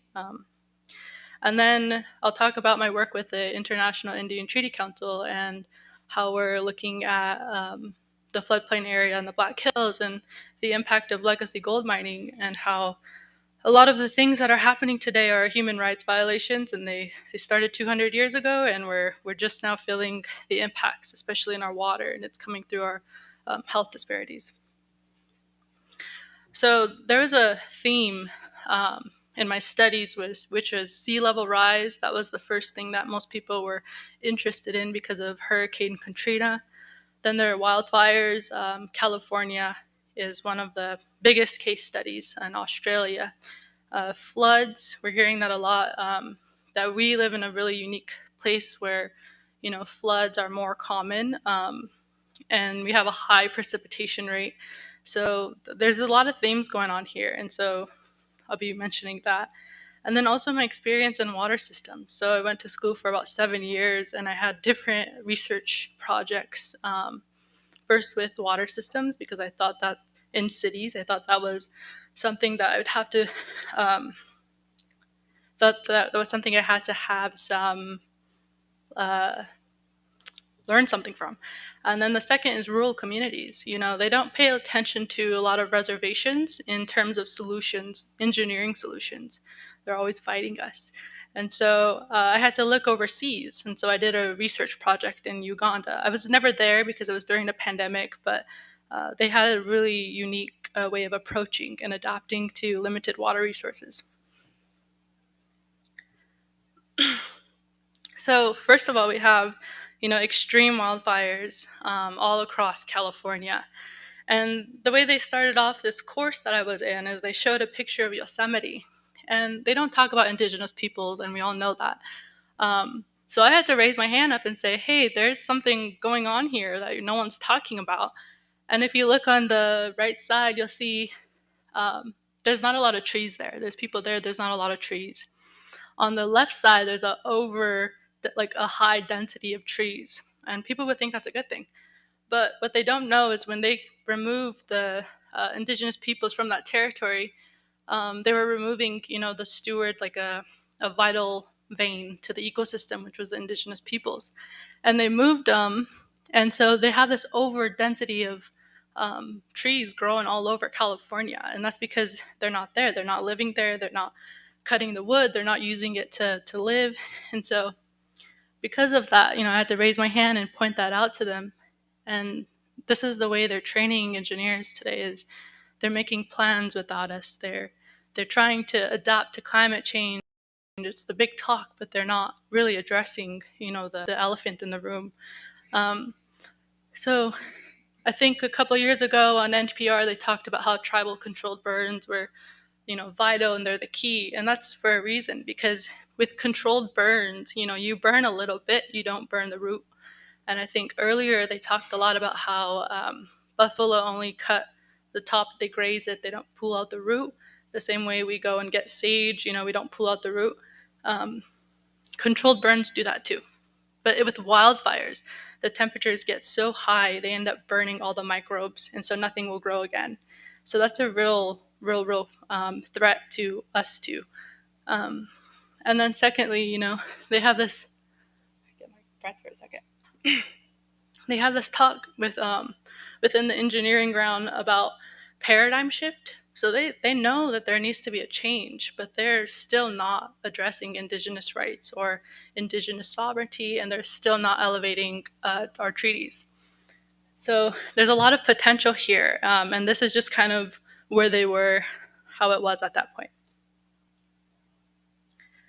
So Hurricane Katrina was another really valuable case study that I was able to look at through a course. And basically, it comes down to the Army Corps of Engineers and how they created this failed levee system. And it ended up harming, primarily Black community. Most indigenous and marginalized people are affected first. We know that. But this is designed. They man-made this. And so it's important to recognize that there are these clashes that exist in other communities, and especially ours. And I think Standing Rock is a really good case of that. Thank you. And then they started creating plans. All right, Hurricane Katrina is a really bad thing that was happening, and they still were trying to grapple their minds around climate change. Before, it was kind of a hush-hush thing, as they mentioned. No one really wanted to talk about it. But one of the really interesting things that we should learn from Hurricane Katrina, even though they're not indigenous, is that they excluded their indigenous communities down there, but the governments themselves are highly unorganized. FEMA was a failure, state level was a failure, federal. These people in this time of calamity couldn't reach out to these government sources that were supposed to be there. So it's really important that we think about our own tribal sovereignty and how we can't necessarily shape our plans around them or wait for them, because this was a really important case study that showed that they ignored a lot of the pleas of their own people. Indoor air pollution. We talked about, I think Gaka mentioned in a prophecy, Rick mentioned wildfires, and we see that. And then the other one was air pollution. And, we talk about culture and STEM and all of that. And the way I view engineering and science is it's just a different language. It's not really a philosophy. It's just a language. And so with that, I think it was the prophecy about, when the sun sets, the sun will change colors. And me and my friend were thinking about it, and what's going on there. So what's happening when the sun sets, and you have this, like, as he explained, there was a smog they saw in New York that was covering the sun rays, and it changed the color. What was happening is we have long wave radiation that comes in from the sun, and it emits a color. But when this smog is there, this air pollution is there, it's intensifying that long wave radiation, and so people in cities get sick more often because of that too. And so it's because those chemicals and that pollution, they emit different lights, different wavelengths, so that's why it changes color. So our prophecies, explain these things, and I believe they explain them much more profoundly in the language than they do in engineering. But that was a really interesting thing I wanted to touch on. But here's another thing, a really interesting case study. So sorry, talking too fast. So basically, in India, these people, they burn inside their houses. They have wood stoves, and they've been having really, really high health disparities with their breathing and their lungs, and they've been dying a lot sooner. And so what these engineers did, they said, okay, we're trying to help them. Let's go help them. So they get these fancy stoves and they put them inside the house, and they expect them to use them. But these people, they don't want to assimilate. They don't want to give up their ways. They've been using traditional stoves for such a long time. So these engineers thought, okay, we need to make this community-based. We need to have their input. We need to elevate their culture and their language in order to address this disparity. And I think that's the actual key to these interventions, is our identity and our culture, our language as Lakota people. So they're doing this for everywhere else in the world but us. And I thought that was really shocking. And I think, as people, we should be able to hold them to those standards if they're doing it for other countries, and not ours, because we are our own nation. So here's a presentation, or I guess a poster presentation that I presented a couple years ago. It's called Computational Modeling for Innovative Water Systems. And so this is really interesting because I go in, and it's about the Bay Area and how they're gonna adapt because sea level's rising. Their water systems are under threat. So they're trying to decentralize, which means they're trying to, instead of just depending on one water system, they're trying to depend on 12. So if one goes down, they'll have 11. And I worked on this project all summer, and it was basically understanding the financial feasibility. Like they'd mentioned before, they're only focused on the economic perspective. So we were looking at the financial feasibility of this. But unfortunately,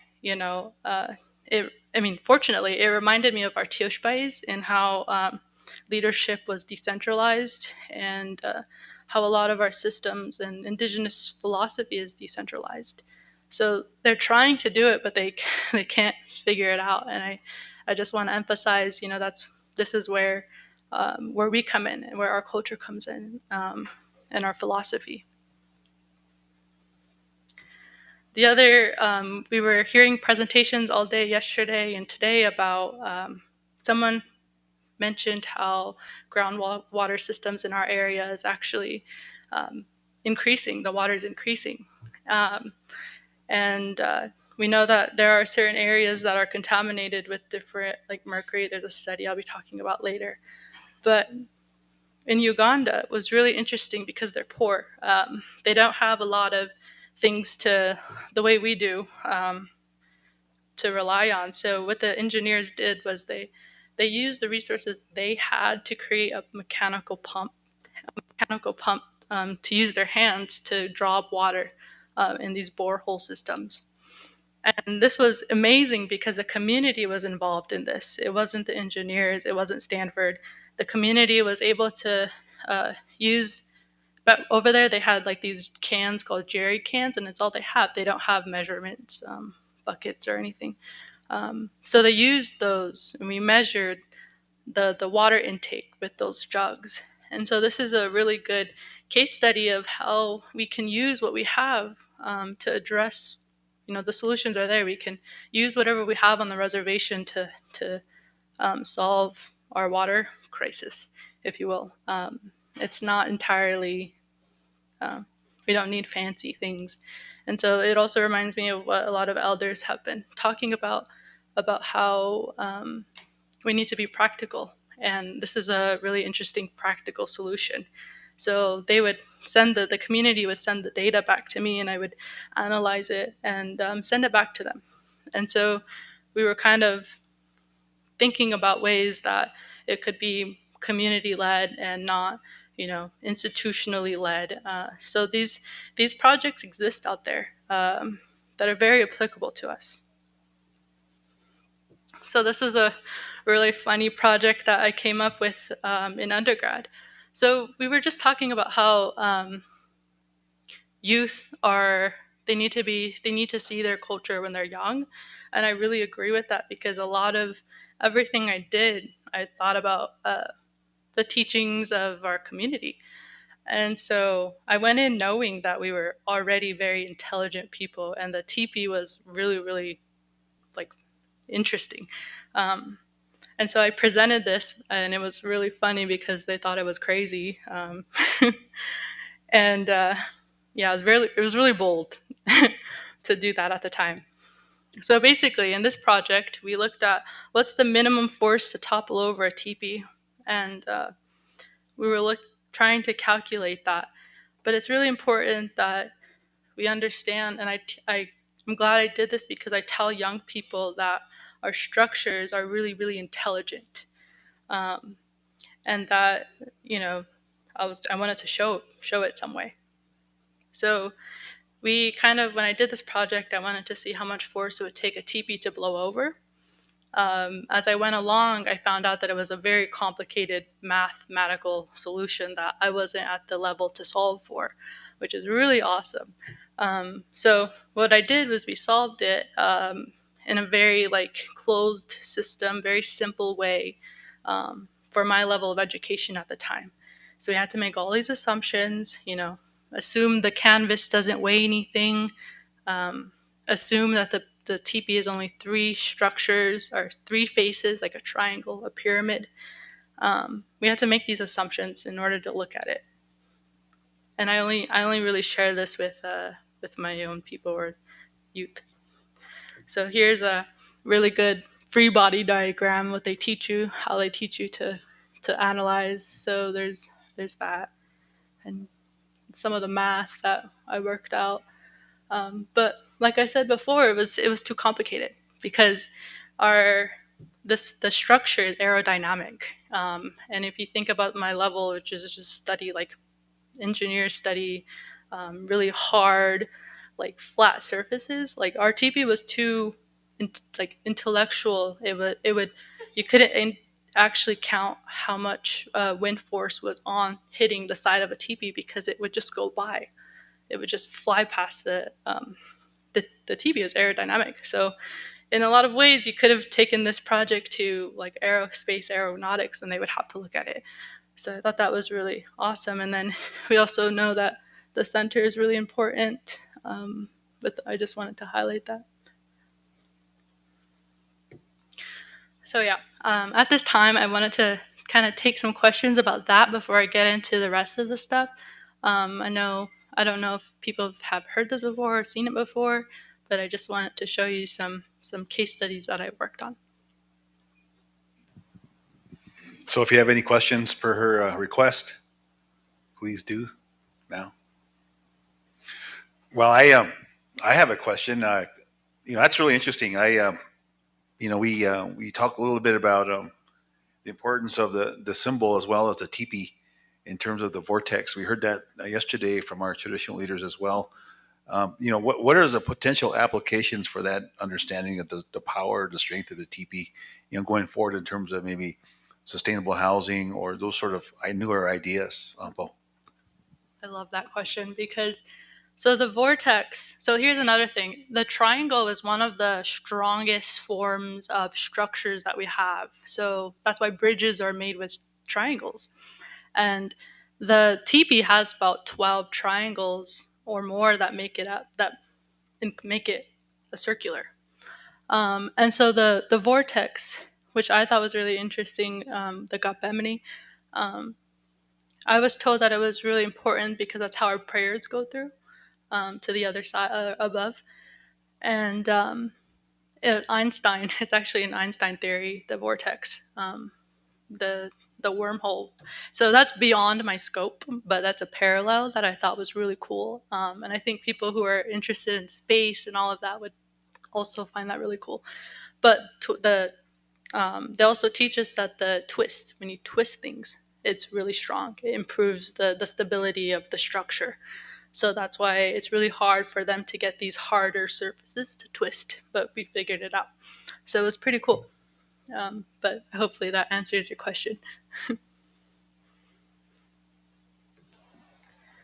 So after all this school and all of this going through all that, I'm really privileged to work with International Indian Treaty Council because they were able to support my interest in contributing back to, where I come from. This was a study published by Red Cross, and it's everyone can use it. It's these statistics are really, really high, and they're very shocking, I guess. And when we advocate, and just recently I presented to the UN Special Rapporteur on toxics and water. I show them the study because this is how bad it is. We think about developing countries. There's one right here. A lot of reservations have these disparities that are on par with the rest of the world, and yet they want to fix the problems overseas and not here. So that's a part of our advocacy is making people look within. It's here. So here we have these really high statistics, and Mercury, and we're trying to understand. They come from somewhere. We all know they do. This is our lived experiences. So let's look at the let's look at where they come from. So this was a study done, and I think the people who were involved in the study might be here, so they could comment on it too. But it was really interesting because, as I mentioned before, last year, it was really hard to find data on our water on the reservation.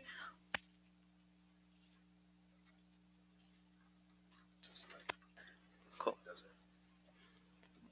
Oh, okay, thank you. So yeah, it was really hard for me to find data on our water systems. And so this was one of the few reports that was done in 2020. And here they tested all the water in different areas. And they tested it for a lot of things: mercury, uranium, mobidium. And they actually found really high content or levels on the water, on the reservation, 8 times over the accepted EPA limit. So going back to how we, trying to identify the sources of where our health is coming from is my job as an environment health engineer, and it goes back to them. Oh, it's on this one. Okay, thank you. So it goes back to how they destroyed our way of life. We all know that. But they essentially severed our relationship with the rest of our environment. And we know that. It's kind of ridiculous to share that. But a lot of people don't know that.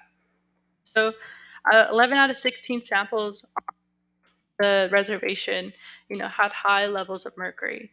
Mobidium is in water and is also in the water, and there's high levels. And we were kind of told that when children swim, they're exposed to that mobidium, and it has health impacts on them too. Uranium, 14 out of 15 samples. But the interesting thing about the case of mercury and uranium is mercury is a lot more urgent, and especially when we talk about advocating on an international level, because mercury stays in your body for a long time. So women and children are really, really at risk for all kinds of different effects. There are cases in other areas such as like California and testimonies that IITC collected about how mercury is. Thank you. No worries.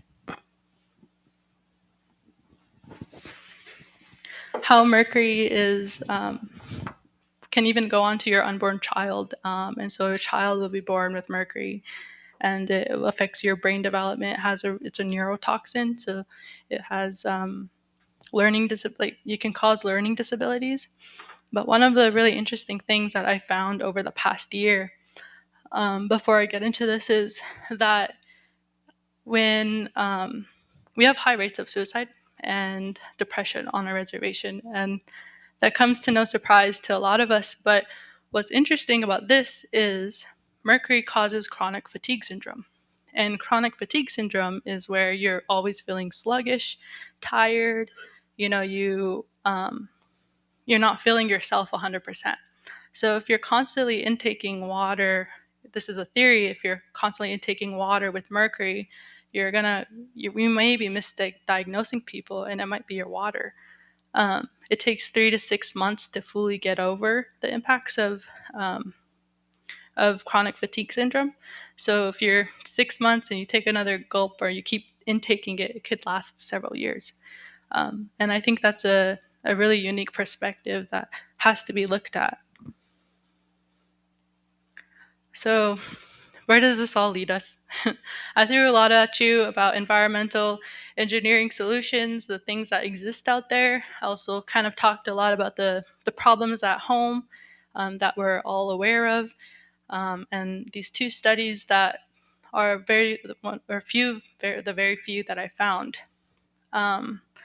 And so a lot of this is really important because the way I think about it is how the Fort Laramie treaties of 1851 and 1868, how they were about 200 years ago, and how they can be when I engage with other engineers or other people who are in this realm of climate change adaptation planning, I kind of mentioned that they should look into the treaties because those are essentially the minimum standard of what should be respected.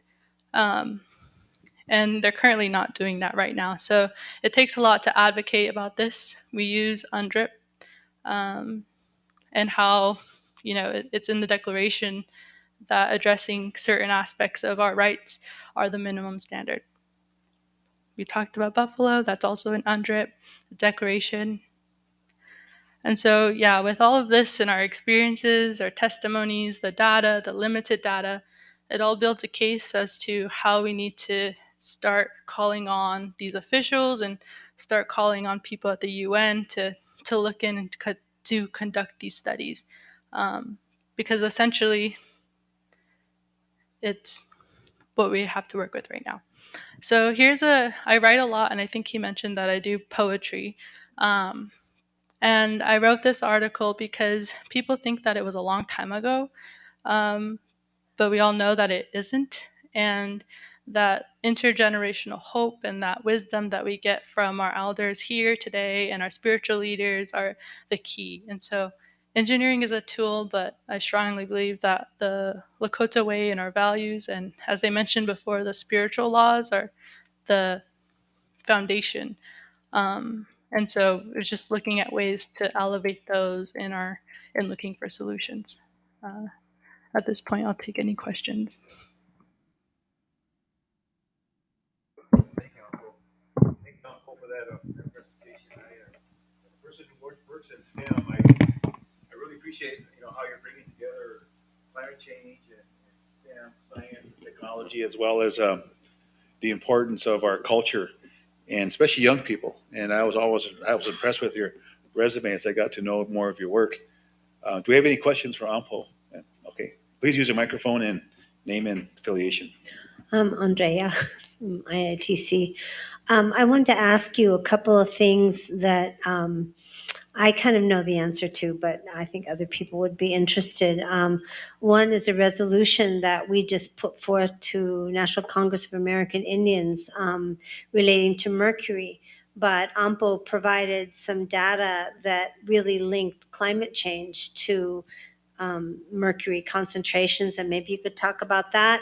And also, AMPO and one of our other staff members, our staff attorney, were able to get a grant to do some additional water testing coming up to further along this data that they already have, and including impacts of climate change. So I'm wondering if you could talk about those two things that we're using like right now for advocacy. Thank you.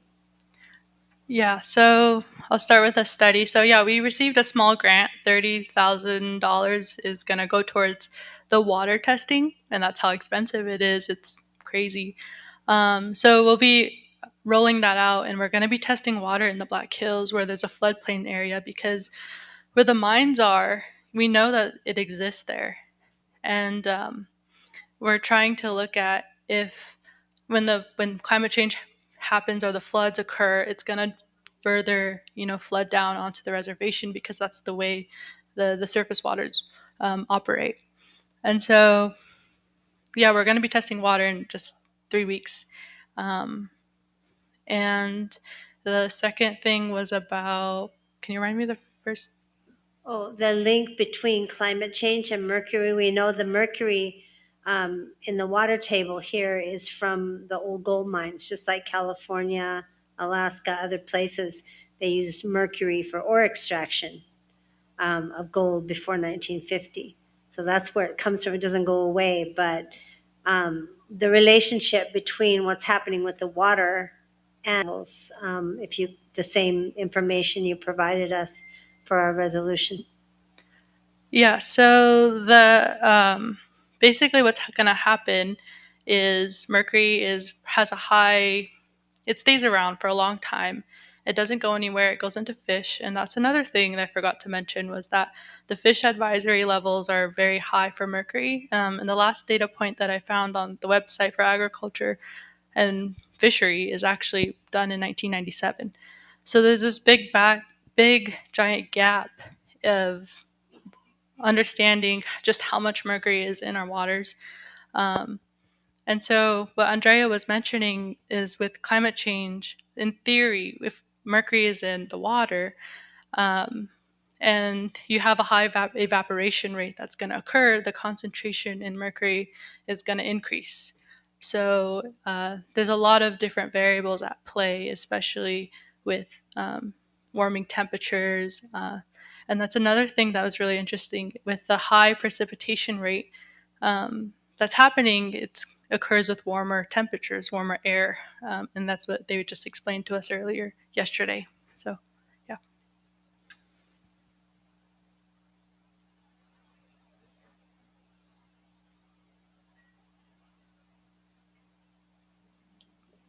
Good afternoon. My name is Reno Red Cloud. I'm with the Oglala Tribe Water Resource Department.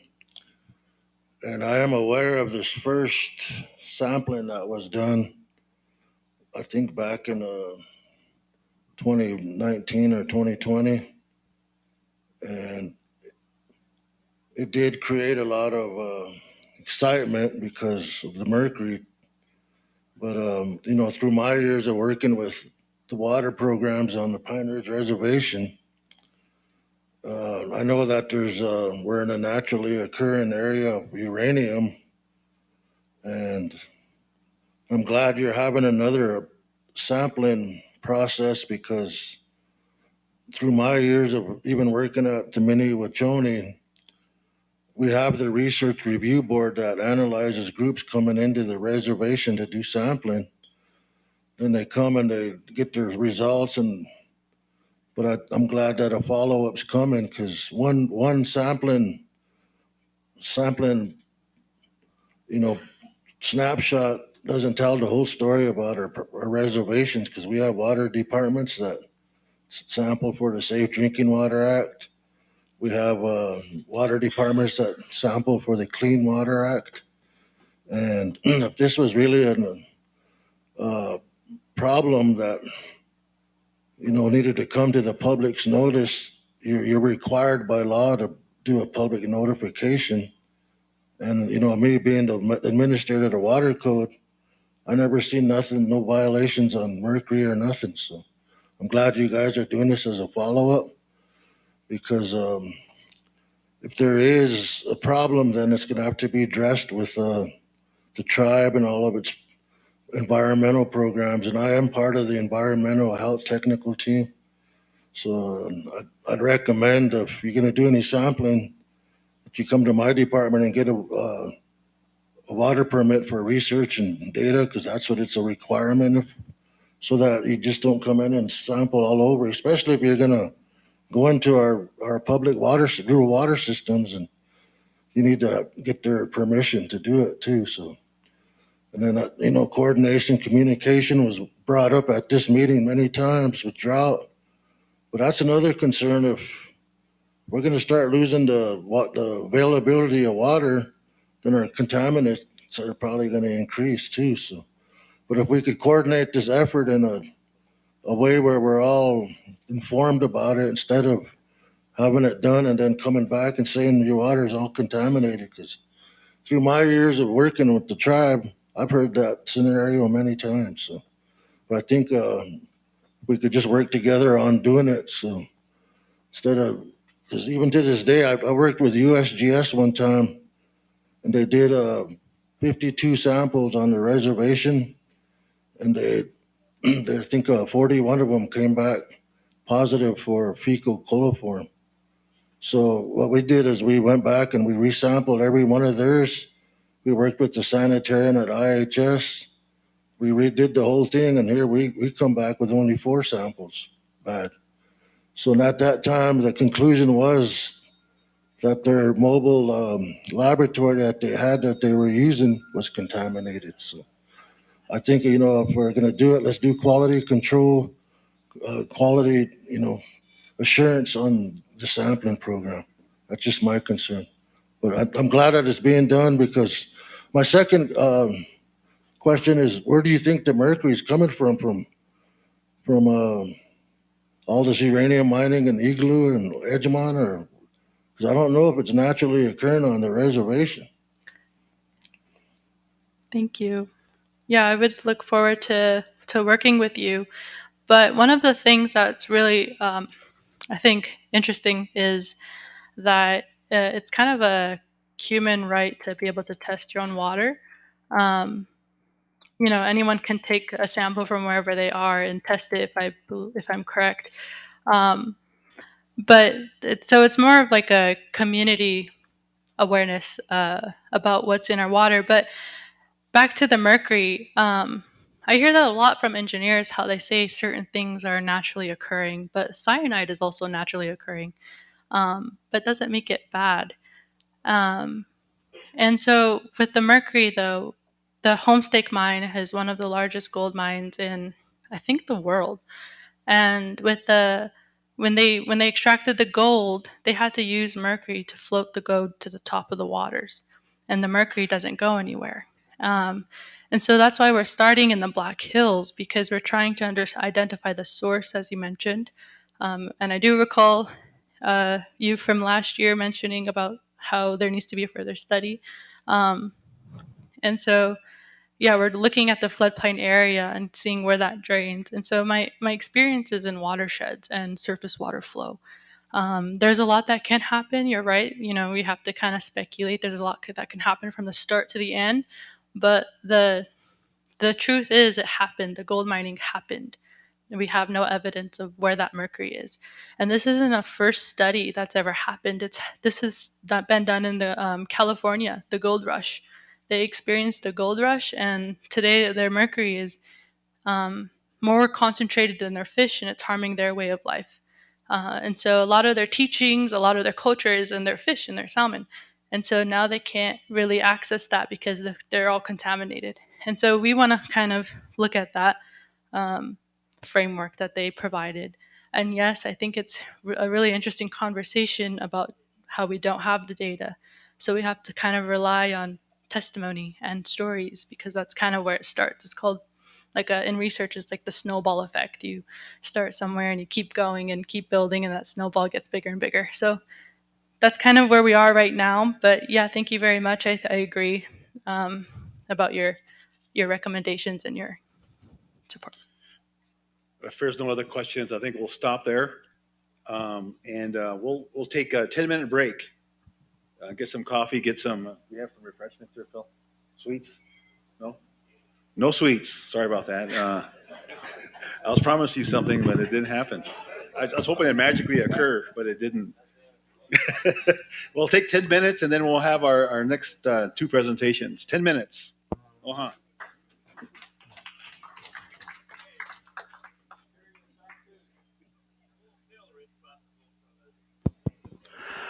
This is a house break, so you can do jumping jacks or run in place. Uh, Manny, can you lead them in some exercises?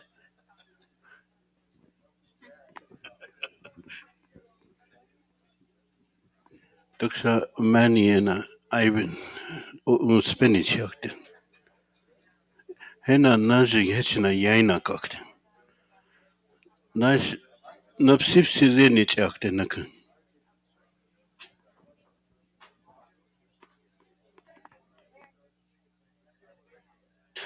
Just one quick announcement.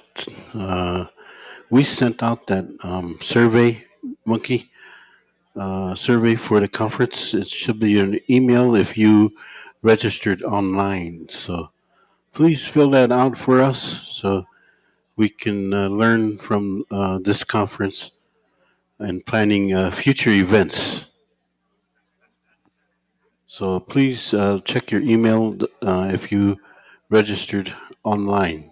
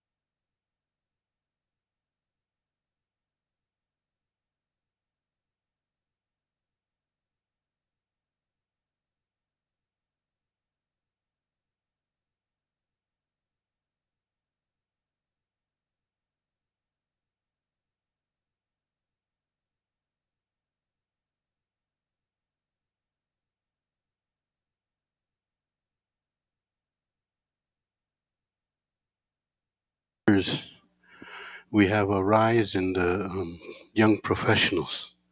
So they remember those days, remember those times. They're not being disrespectful. In fact, they're being respectful to the elders when they say, "Excuse me for speaking in front of my elders." I just wanted to explain that. And in some of the Tioshpayes, um, they have their leadership. So you don't want to speak over your leadership, your Tioshpaye leadership. So that's kind of what I understand it. The other thing is, I'm very proud of these young professionals. We koshkalakana, koshkalakaki. We need to do more mentoring for these young professionals. Start bringing them to these meetings. Start bringing them to the treaty meetings. Help them understand so they don't have to recreate the wheel. We have to leave a trail for them so that they will pick up the fight that we fight as far as the treaty. And they tell me over the last year or two, we've made progress in the treaty area. So, and it usually doesn't happen right away. So, hopefully, very soon we'll get some footage or leverage with the treaty battles. Thank you.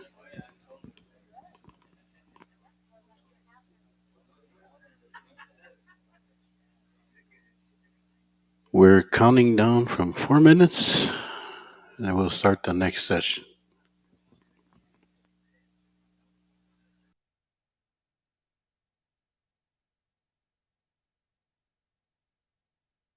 On the Zoom will be. So hopefully our equipment is working properly.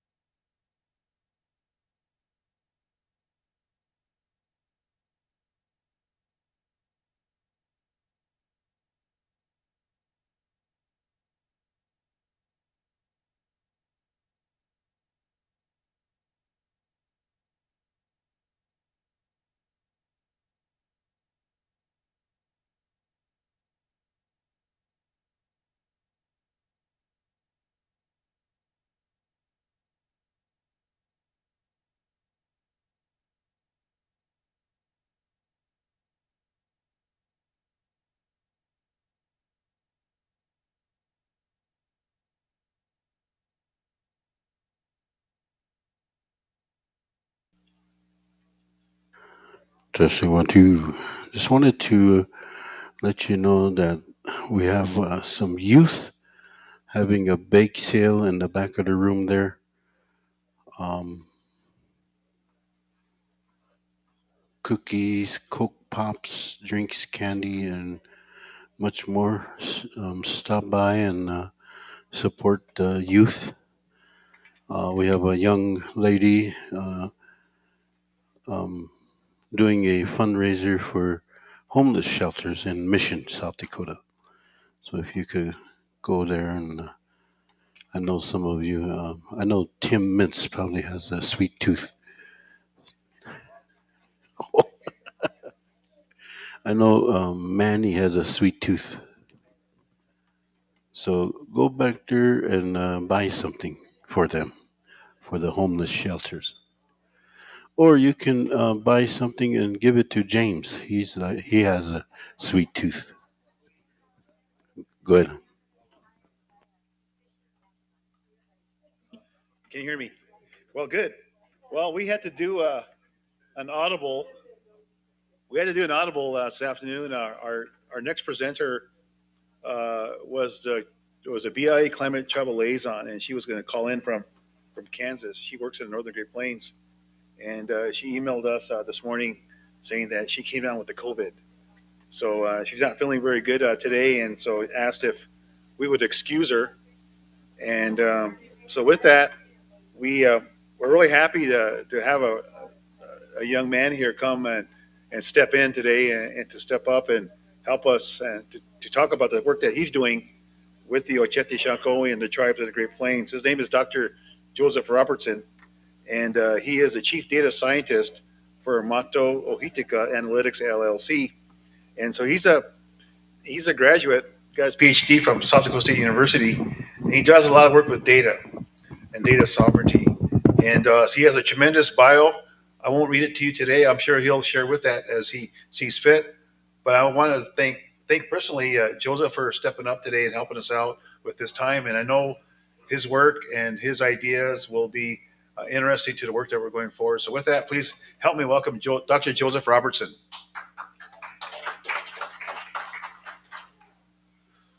Hi. Good afternoon, everyone. I want to thank Phil and all the folks here for the invitation to come and speak about my work. I really appreciate it.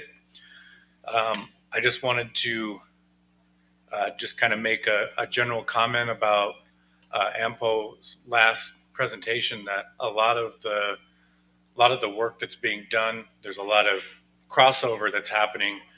And so it's always important that as we work as relatives, that we're finding those ways to connect with each other so we can get outcomes done that actually do benefit our communities. So, I was kind of asked as an audible to do a quick presentation. So part of what I'd like to do today is talk a little bit about the Indian land cessions and how I'm using data science to examine the ideas around, I guess first and foremost, since we're talking about climate change, you might be wondering why we would talk about land cessions. I'm going to bridge a few things together today. And so what I'd like to do is just give a glance about who I am. I want to give you an introduction to the Data Sovereignty Initiative, my doctoral work that I completed in 2018, talk about a little bit about federal Indian law, and then kind of pivot to some of the work I'm doing in data science, as well as looking at some land cession examples, and then briefly talk about how we're bridging this with this idea of land acknowledgement. So I'm an enrolled member of the Sitomni Wahpeton Oyate of the Lake Traverse Reservation. I'm a Dakota citizen of my nation. I'm the founder and chief data scientist of Mato Ohitika Analytics LLC, a Native American data science company working on developing smart solutions for tribal communities using machine learning, artificial intelligence research and development. And my current education, I have a doctorate in philosophy and computational science and statistics from South Dakota State University, a master of science in statistics, and I'm a highly qualified mathematics teacher. I taught on the reservations here in South Dakota. for a number of years, and I have a Bachelor of Science in Mathematics. So usually whenever I start a talk, I always want to introduce anyone that's watching about who we are as people of the Oceti Sakowin. So as part of the work I do in my company is I make maps. And so this is a map that I put together as part of a talk I gave at the University of North Carolina School of Data Science last year to help introduce people about our people. And so this map here just represents the 9 federally recognized tribes, and these are the names of the reservations. And historically, the Native Americans that comprised the Great Sioux Nation consisted of the 3 divisions of the Oceti Sakowin, or the 7 council fires, which include the Dakota, Nakota, and Lakota people. The Dakota people are comprised of the Sitomni, Wakpetuan, Wakpekute, and the Medewa-Kantuan are the oldest of the 3 divisions. The Nakota people are comprised of the Ihanktuan, Ihankwana, and then the Lakota are comprised of the Tituan. I'm an enrolled member of Lake Traverse Reservation there, and I'm registered in the old agency district. This is an example of land acknowledgement I did for the University of North Carolina to recognize the state and federally recognized tribes in the urban Indian centers in North Carolina. There's been, when I was asked to give a keynote to this conference, they wanted to do their first land acknowledgement about the people of North Carolina. So there's lots of interesting things happening in this space, but I just wanted to show you a few examples. This is an example of some of the work I'm doing with North Dakota Native Vote and looking at the land cessions from the perspective of the Turtle Mountain bands. And so I made this map for the training that I did a few months ago for the people when I went up to visit them. This is a set of land sessions that I did just in late July at a geospatial conference to demonstrate the Minnesota land sessions, and particularly the Traverse des Sioux Treaty and the Treaty of Mendota, and trying to better understand and help educate myself and our communities about these. This is one I just finished, and I did a training in Wisconsin with a group that I'm working with, and these are the land sessions from Wisconsin. And then just last week, I was working with a number of Native students in the Sioux Falls School District at Lincoln High School, and I was interviewed about land acknowledgements. And so I thought it would be good to create just a little graphic about whose land does the school sit on. And so this is an example of some of the research that I've done that helps us better understand whose land we're on. So the Data Sovereignty Initiative is a framework that I designed in my doctoral work, The Impact of Data Sovereignty on American Indian Self-Determination, a framework proof of concept using data science. Essentially, what I've been hearing in many of these gatherings is, how are we bridging this idea of culture and science together? I think it's really, really important to define boundaries or ways for us to understand us as Native people, but also how do we utilize science in meaningful ways to help our people. So the Data Sovereignty Initiative is a collection of methods and concepts that's a way to responsibly bridge science and culture. Basically, the initiative provides an interdisciplinary system of analytical theories built using data science that intersects culture, nation building, higher education, pedagogical design, and citizen science. And so what we're trying to do is establish this new praxis in understanding American Indian tribal sovereignty. I think Phil has been mentioning that all day, of thinking about how do we think about sovereignty as people and as nations. And so we're using this concept of data sovereignty to help strengthen tribal sovereignty. So these are just a few blueprints that I designed to help people better understand that there are these cultural and scientific key indicators that I designed during my PhD work at South Dakota State University. And so we've got cultural, and we've got scientific, and then we have interdisciplinary ideas. And essentially what we're doing is trying to gather intelligence from our communities that we visit so we can design systems that honor tribal sovereignty, honor cultural tribal governance, and tribal communities, culture, and history. So the idea here is if you take these very strategically and you interlock them, it creates a smart solution for tribal communities by integrating cultural, scientific, and interdisciplinary methods of design and consultation. So that's kind of the underlying framework that is the basis of what I'm doing with my work with Matau Hitika Analytics. So let me just quick define data sovereignty is the context of nation building, is the application and use of data to leverage a data-driven outcome as a strategic act of sovereignty. And of course, we're the only ethnic group in the US with a sovereign status that's governed by case law and federal Indian law and Supreme Court decisions. And so essentially what this means is when we create data infrastructure using the Data Sovereignty Initiative, strategic planning, business intelligence, data collection, and practice are the drivers for not only ownership of this data, but strategic management of that data to act in a highly probabilistic way of affecting a policy outcome. So essentially, that's kind of just in a nutshell the kind of the governing work that I do within my company. And again, just from this perspective, tribal sovereignty is a governing action unique to American Indian tribes, and this is realized in many abstract and concrete ways in governance. Data science outlines a dynamic and multi-dimensional way to actualize phenomena with data. And the Data Sovereignty Initiative, again, it was used, is designed to affect highly probabilistic outcomes and policies. So that's just always a work in progress. And the data sovereignty needs to utilize high ethical standards to have data work for marginalized communities through nation building. And of course, these ethical standards are built into these systems through intelligence gathering and community consultation.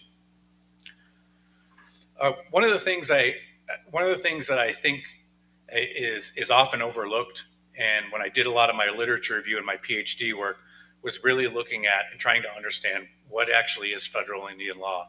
And I know many of us have heard of that, and many of us, some are experts in it, but really I wanted to just give a quick introduction about federal Indian law and a couple of just ideas that I've been throwing around to like help us better understand that the land cessions are ideas of land acknowledgement, and then how we are applying science to, like, let's say, climate change or to our sovereign territories. Any of these things always comes back to the history of our people within this country. And so this was just at the beginning of Felix Coham's Handbook of Federal Indian Law, that every week, 2 maps appear on the front page of Indian Country Today, the most widely circulated Native American newspaper. This is out of his book.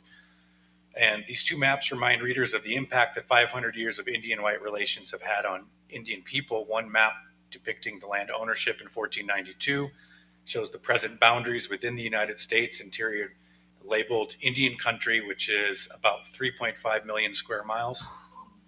And on the other map, it shows that the United States present time, the multicolored spots represent Indian Country, are minuscule and barely noticeable. This current representation to the right follows in the footstep of what Cohen deemed as why history matters. Historical perspective is the central importance to the field of Indian law to analyze legal issues raised by statutes, treaties, and cases.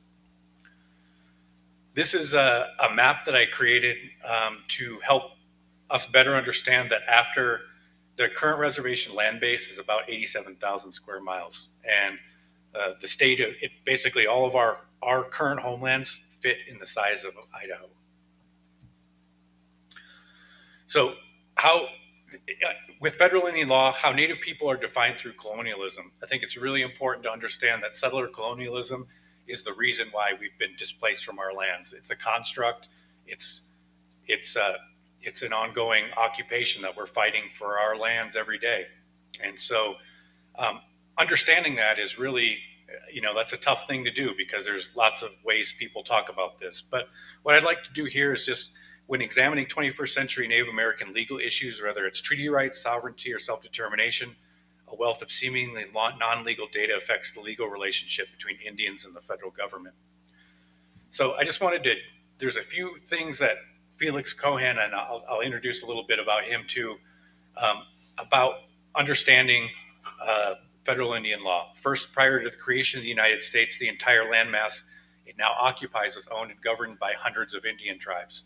The tribes, sovereign nations under international law, were brought into the United States through a colonial process that was partially negotiated and partially imposed. The United States law treats Indian tribes as domestic dependent nations, and domestic because they are subject to federal power, nations because they exercise powers over people, property, and events within their borders.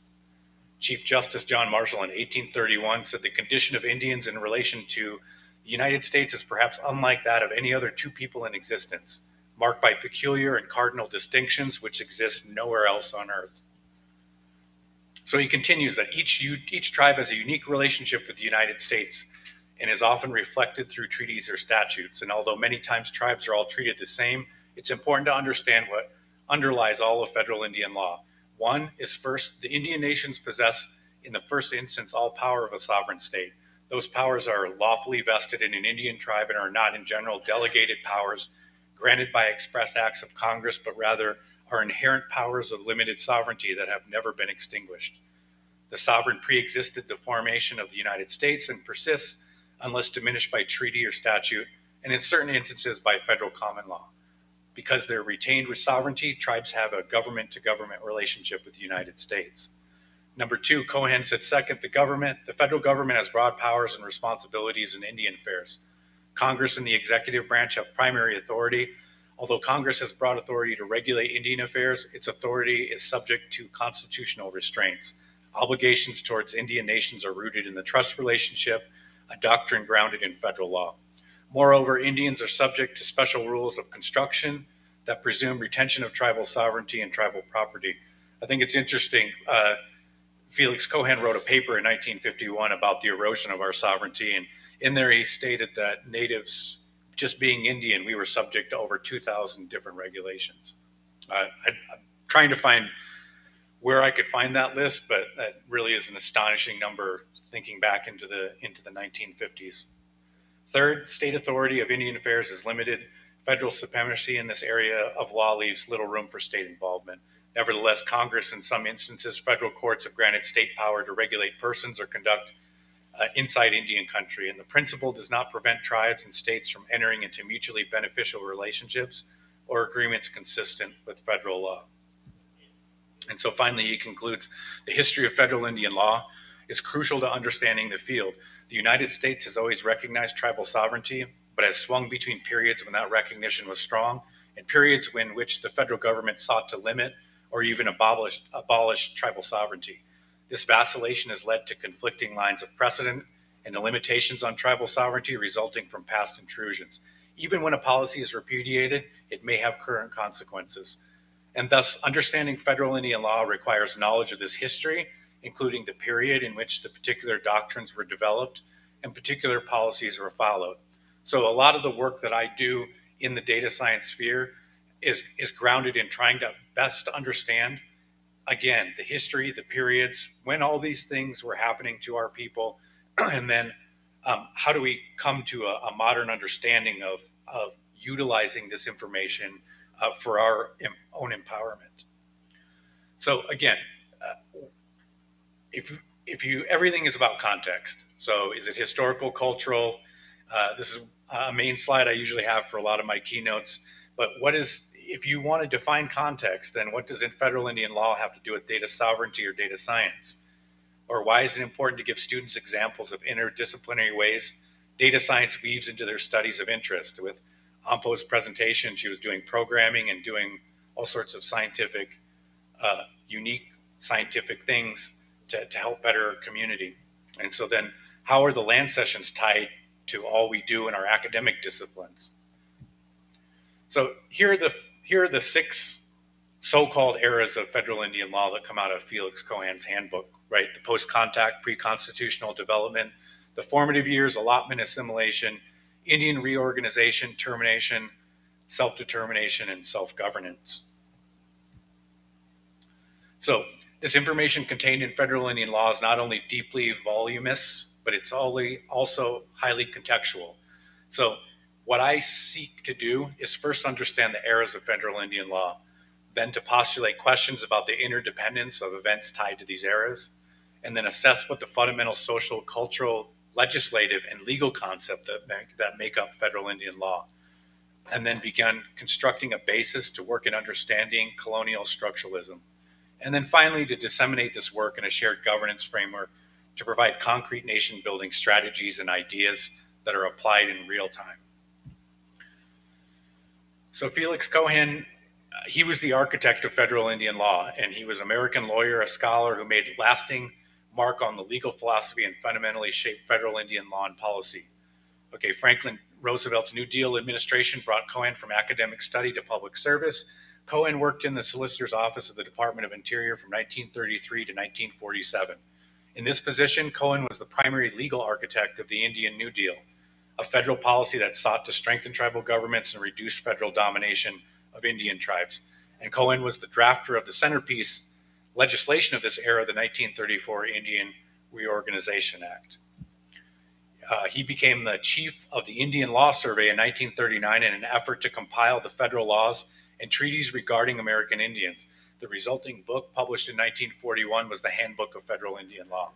And it became much more than a simple survey. It was the first to show how hundreds of years of diverse treaties, statutes, decisions formed a comprehensive whole.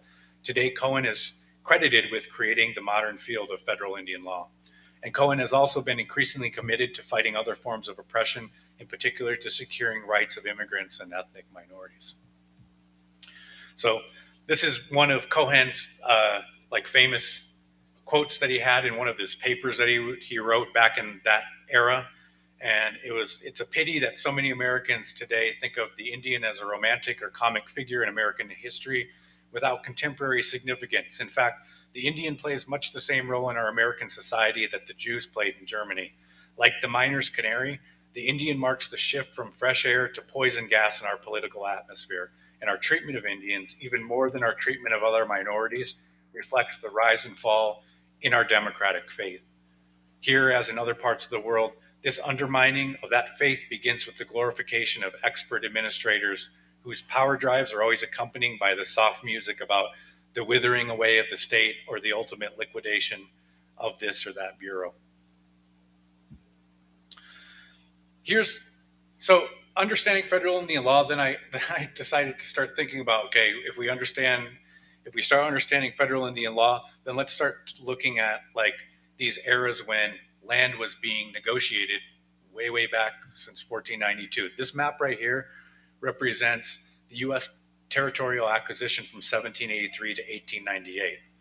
And I've tucked in there the Fort Laramie Treaty of 1851, which is part of the Louisiana Purchase, that landmass. And so these are questions that I bring to our community members, because if you start talking about whose land are we on, the context is that you have to ask, okay, what era and what kind of maps what are we talking about? So this is one map that I created to just help us visualize and to understand that many of these treaties that were signed for this land were never broken, but for our people, of course they were. So what I wanted to do is one of the fundamental things, I think I've heard it multiple times today, is the Fort Laramie Treaty. And so if we're thinking about land cessions and we're thinking about treaties, I started doing research and understanding, okay, what does that even mean? And so a lot of this work, this is just the text of the land cessions. But in Article 5, you've got the nations that are represented by that treaty.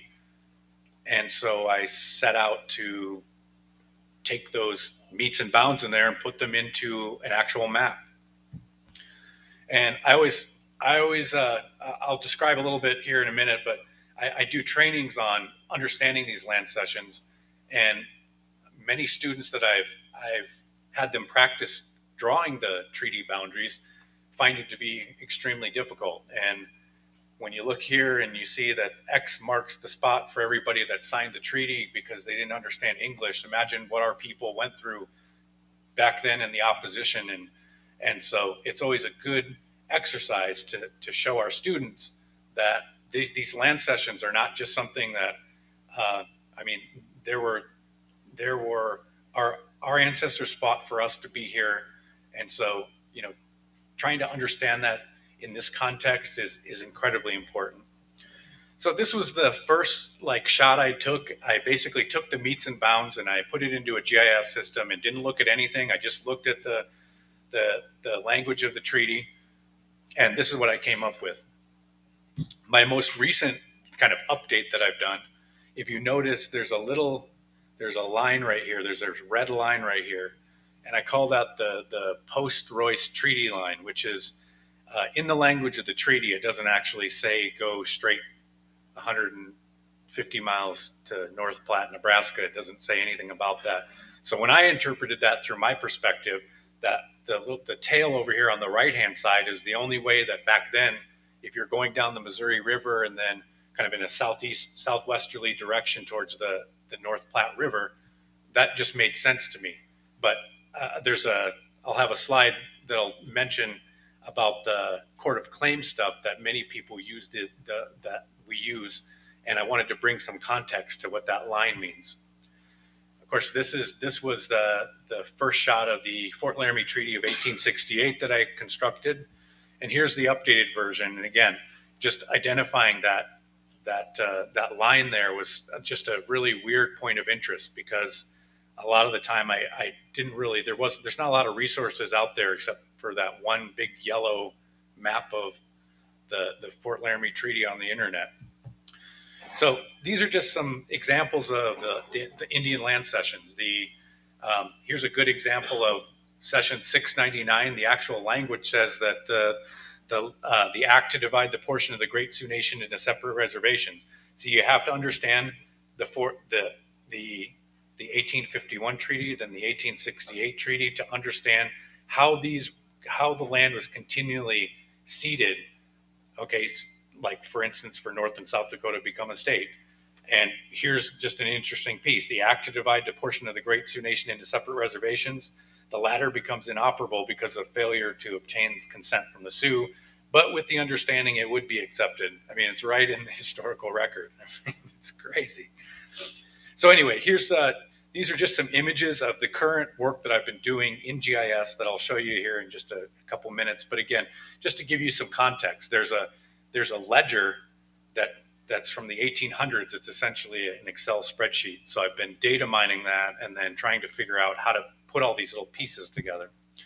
So this is kind of where I've gotten to.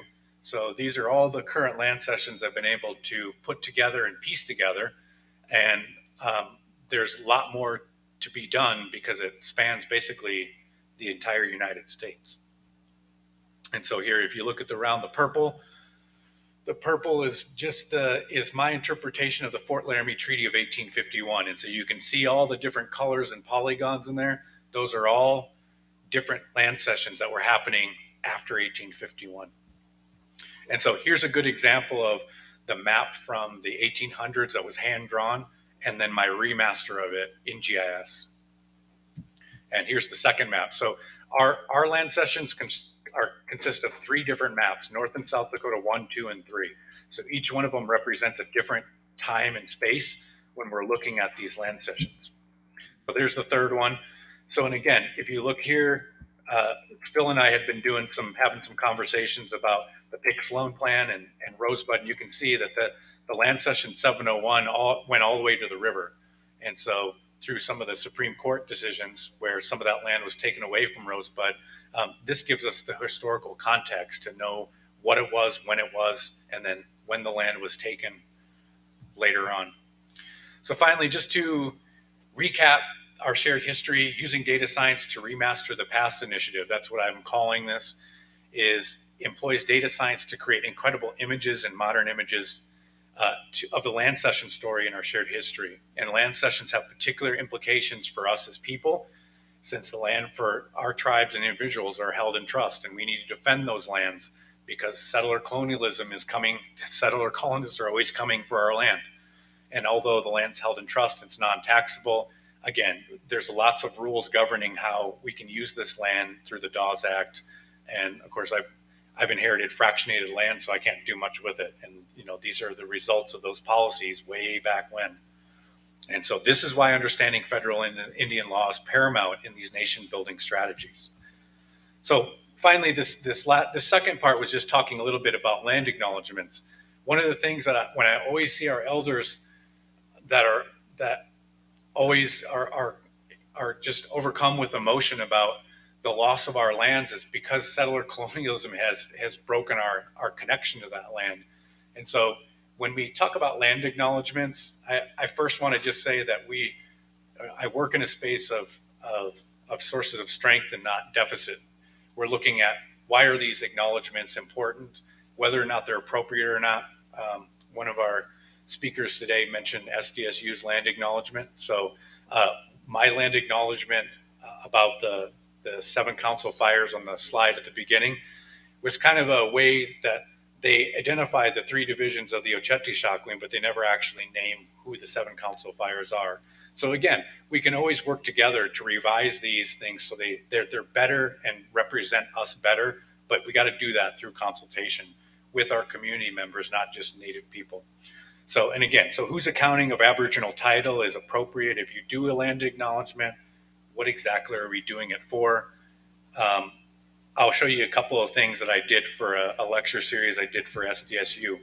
But here's the de facto map about the Great Sioux Reservation, and this says as defined in the 1868 treaty, it's found by the Indian Claims Commission. So some of us may or may not understand that the Indian Claims Commission was like from 1946 to 1978, and the Indian land cessions were treaties that were signed, and then there were different executive orders and acts of Congress that started ceding land from Indian people way back in the 1780s until like probably about 1900. So if you're wanting to talk about land acknowledgement, you got to figure out which question is best to ask. These are the Aboriginal titles.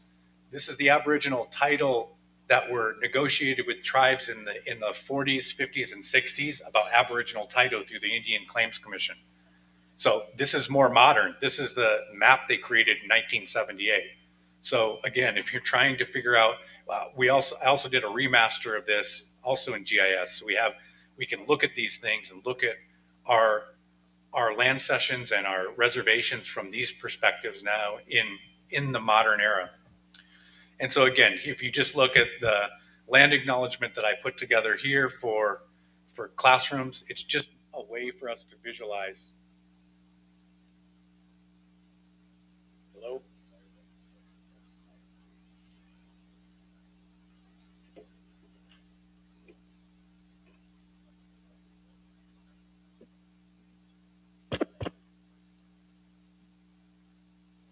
Okay. So again, a couple of things.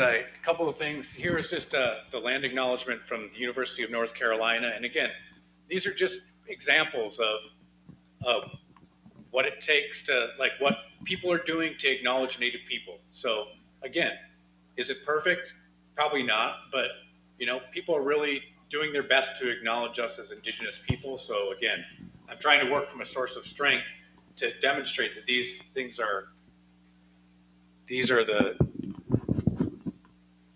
are the things that are happening as I do my work. And so again, here's another couple pictures of that. And again, here's the SDSU land acknowledgement. The speaker from this morning just put this up. But again, like I said, the seven council fires, they talk about the three divisions, but not the seven council fires. So that's why I put that in my land acknowledgement. And then finally, if you're thinking about land cessions from this perspective, I made a map of all the Morrill Act land parcels that were taken for South Dakota State to become a university. And so that basically was about 159,000 acres that was taken to form SDSU. And so doing these things allows us to, again, do we understand what those Aboriginal title land, do we understand whose Aboriginal title land this is? Can we refine it? Is this work ever done? And so a couple other things I want to do just quickly is this was the original Indian land cessions. If you look on the internet, this was done by Dr. Sam Hilliard of Louisiana State University. And since we didn't have a modern look at that, this is really how my initiative started, is I remastered each one of those maps. And so I created a time series that you could see from his work that's now in like modern GIS. And then finally, just to conclude, and then I just wanted to show you a couple examples of the actual the land sessions in the system. But here's some of the work I'm doing for North Dakota Native Vote in understanding gerrymandering and understanding the power of the native vote. And we're trying to create voter files and to increase our power as a voting bloc. And so again, this also ties to the land sessions, because it's like our reservations are where they are. And so there's a geographic location always attached to what we do as people. This was a story map I put together for them about free and fair elections. This is some work of three-dimensional power analysis. And I think we I think it was yesterday, there was some talk about these complicated three-dimensional structures of, like, let's say, the federal government, the state, and the tribes. And so this is some of the training work that I do to help us better understand that high dimensionality of those complex relationships we have. This was an example of examining the voting districts in North Dakota. This is a route analysis to help understand the work about how much it costs to actually get in your car and go vote. And so again, you can just see that a lot of these work. Here's some code that I wrote to capture all the census data, to overlay it on top, to help us better understand our undercounts in our communities as enrollment.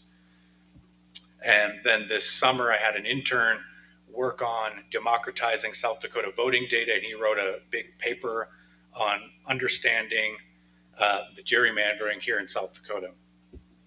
And so here's just some of the polygons that are used to calculate whether or not a district is gerrymandered. And then a couple other examples. This is a map I did for the Black Hills Clean Water Alliance to talk about the mining claims in the Black Hills to assist them with their campaign. So I've been doing that. Here's an example of some of the work I was doing with Dakota Rural Action on the Summit Carbon Pipeline and the opposition to that. And so what I wanted to do is just show you an example of how the land sessions are, how I'm using those for education and training purposes. So let me do this.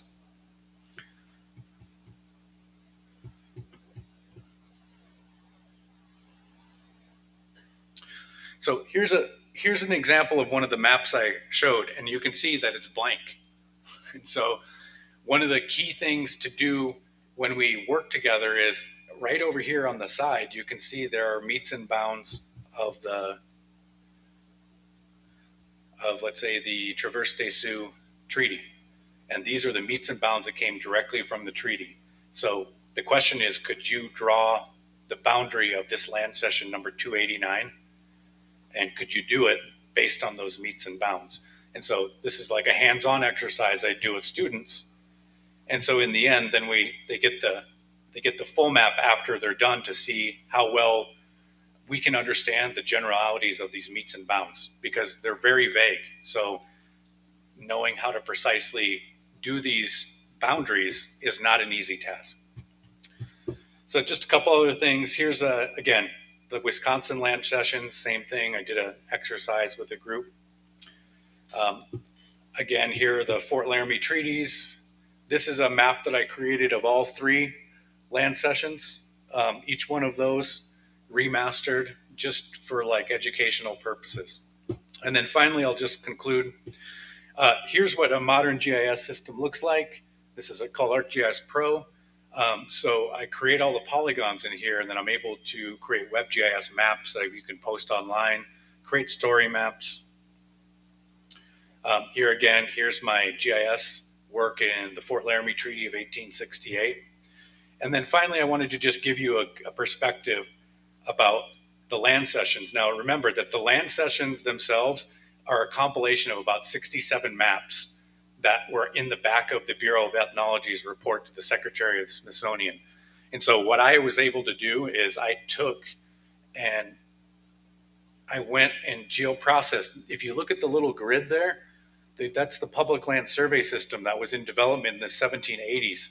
and these maps were hand drawn, and they literally line up on the public land survey system grid. So I did my best to put them where I needed to put them, so then I could study the polygons themselves. And so if you look, so this is what they look like as a matter in GIS.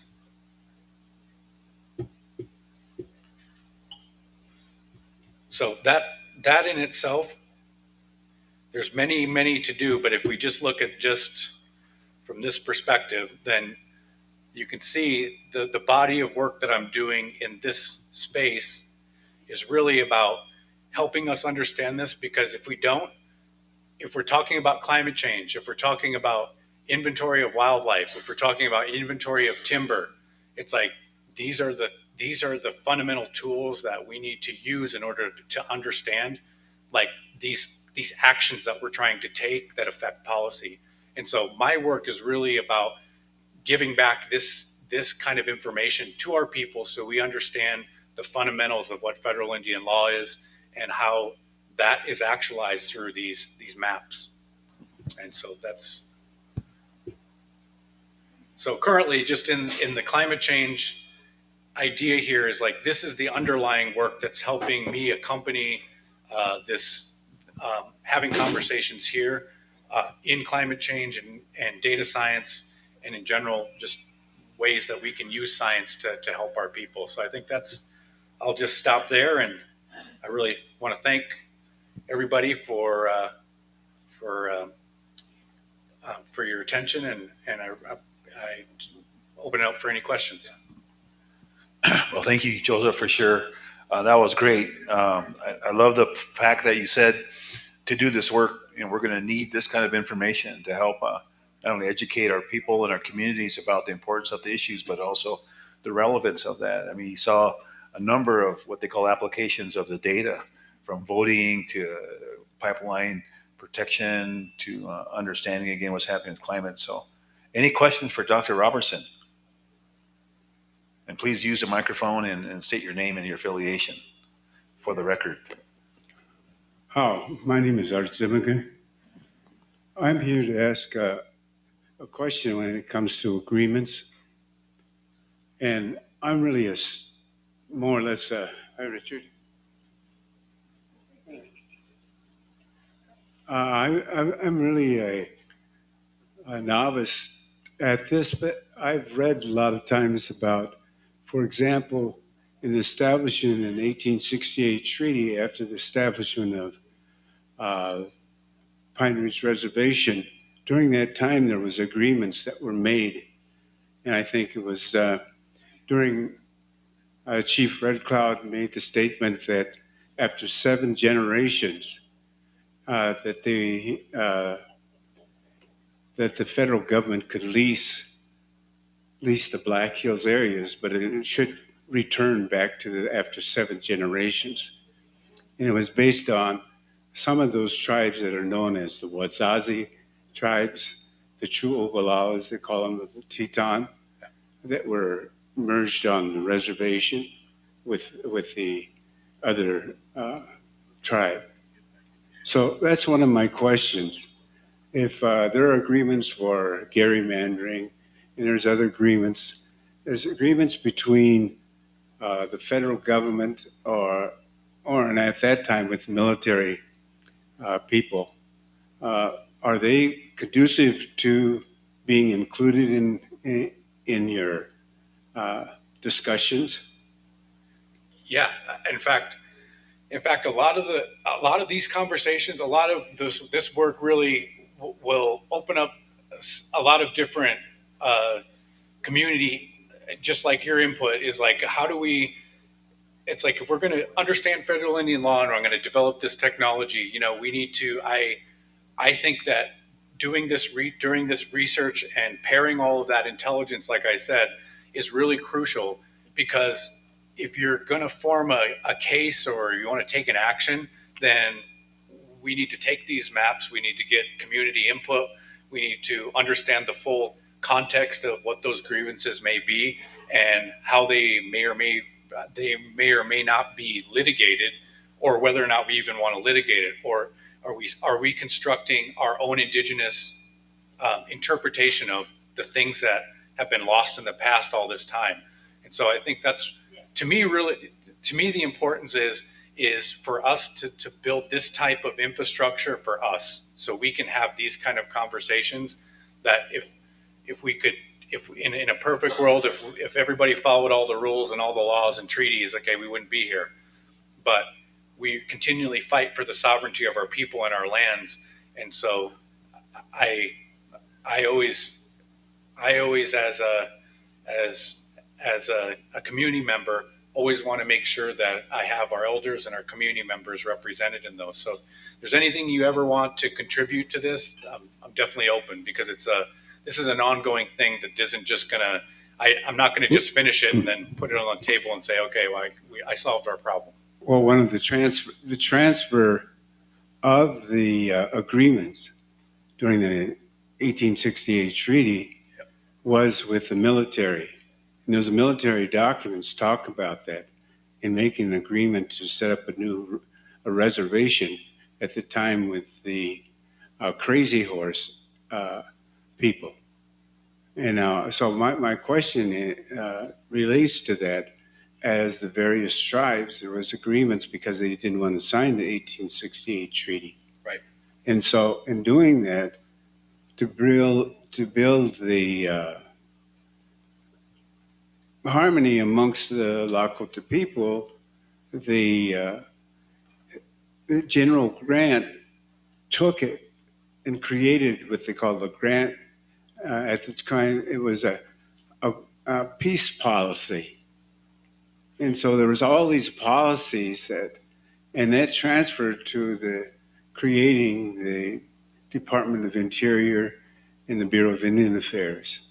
So those are the kinds of things in there that if you own land, you have to someplace it's documented, or it has to come someplace so that you don't have disputes. And so that was one of the things that was in my mind is, where those kind of agreements made were with the military at the time. I think those are kinds of things without any dialogue at all from the people involved, as the Lakota people. But it was a promise, just as what they said in the treaty. And I guess the other point that I wanted to think about, or have you think about, is that throughout the history, if you look at from the Louisiana Purchase on up, Lewis and Clark and even Jefferson, all those knew that these were indigenous nations. And even after that, you had, his name was King Philip Maximilian that came through here and also recognized and I think it was about after Lewis and Clark, of the indigenous people. He did a study and with Boardman. So those documents are stored at in the University of Nebraska and at some of these other universities and museums. And so those are documents, I think, that are public documents out there, but I don't know if we have any information pertaining to those documents that recognizes the indigenous rights of the people. And that's what his study was on. He did a study. Maximilian of Germany was one of the kings there. Mm-hmm. And so he did one in Brazil, and the next one was on the Great Plains. So those are interesting to me in history, that internationally, they recognize the international rights of indigenous people, and especially the Lakota people, in Dakota and Nakota people. It really is interesting through my research. It's like not only did the colonizers of this country write everything down, but it's a lot of this because of our revisionist history that we are never really told the story, that some of those documents actually do exist. And the real question is can we do anything with them once we've uncovered them, and what's the strategy there? Because I think, and again, part of this exercise is to have these types of community conversations about what exactly does that mean? Can we litigate it? Maybe, maybe not. But if we have the data science backing what our perspective is about the land cessions, understanding the federal Indian law, and then understanding that there's someone else recognize the rights of indigenous people. Okay, I think that's kind of like, for me, it's like thinking about how do you create these building blocks, a foundation for us to have more well-informed strategic conversations with the federal government in discussing our sovereignty and our rights. Well, I don't want to just, but those are some of the things that came to mind. It just came to mind when the funeral of Queen Elizabeth II. She recognized, she said the question during her reign, she said, later in her life, she said, what's happening to my Indian people? She wasn't referring to the people in India. She was referring to the indigenous native population in Canada, in whatever lands that they held. Mm-hmm. And so those are things is that I could be easily looked into and looked at all the peace medals that were given out by various nations to indigenous tribes, recognizing their right to exist as a nation, and by being partners or associates in treaty makers with Great Britain, France, Germany, all those. So that to me, I think, is some of the basis as international law. The icon of the world is a man with a wapaha on, looking out. That's the icon throughout the world, and it's usually about the Great Plains people. Yeah. Thank you. Thank you. Thank you. Yes, sir. Mine is, hold on just a second, one fast question from perspective of an old highway map reader. I know my nephew has taken us over the Rockies here recently. He got us lost using his, what do they call that new map? Google, yeah. Google got us way off on the Teton somewhere, man. But anyway, question I had was, when you look at a map of the Lake Traverse Reservation, it looks like almost a straight triangle almost. Yes. Is there any reason that you found why it was such straight lines they used rather than no other reservation around here looks like that? So I'm wondering if the guy was just in love with triangles or what's the deal? That could very well be. When I looked at the language because the treaty, basically the Traverse des Sioux Treaty, that whole area in Minnesota, that whole piece, the boundaries of the Lake Traverse Reservation was very, very specific. And like, you'll find that in this, like for instance, in this map here, like if you take the tail off and where the red line cuts off, that originally they back in the 1800s, they didn't have the public land survey system, the grid laid over here, because the Louisiana Purchase was like 40 years before that. And so those original treaties were all just like, hey, go down to this rock, go over here, and then do a day's march over to these waterfalls, and then go back to the beginning. Back then, when it came to all these other land cessions, especially like Lake Traverse, they must have been surveying. It must have had certain points where they could go, all right, we're going to draw a straight line right from right from here all the way down to like where Watertown is, and it's very specific. And so when they started, when the U.S. and the surveyors started getting more skilled in using the public land survey system, then they started making very precise like cuts into things. And so that's why you'll see that the 1851 stuff, it doesn't make sense that that line cuts down there because it never says that. It just says go down to the Missouri River, southwest to the fork of the North Platte. And so North Platte, actually, understandably, North Platte wasn't even a city and a terminus to the Union Pacific Railroad until 1865 or something. So how could that exist? How could that line exist if the town wasn't even there when the treaty was signed? Yeah, that's what I always wondered. So that was always in my research. That's one of the interesting things that come out of here. So there's many parts where they draw very specific straight lines for like, they'll say exactly 100 miles. And other times there's lines drawn in those land cessions that don't make any sense because the language has nothing to say about it. So if they wanted to do that, then they directly put it into the language of the land cession. So if it doesn't have that, then you have to question whether or not that was just a revisionist writing of those maps when Charles C. Royce compiled all the maps in the late 1800s. Thank you. Yep. All right. Thank you, Joseph, and let's thank Joseph again for. Thank you very much. We're saving the best for last. We have a youth-led session here today. It's called Visions and Recommendations from Our Youth.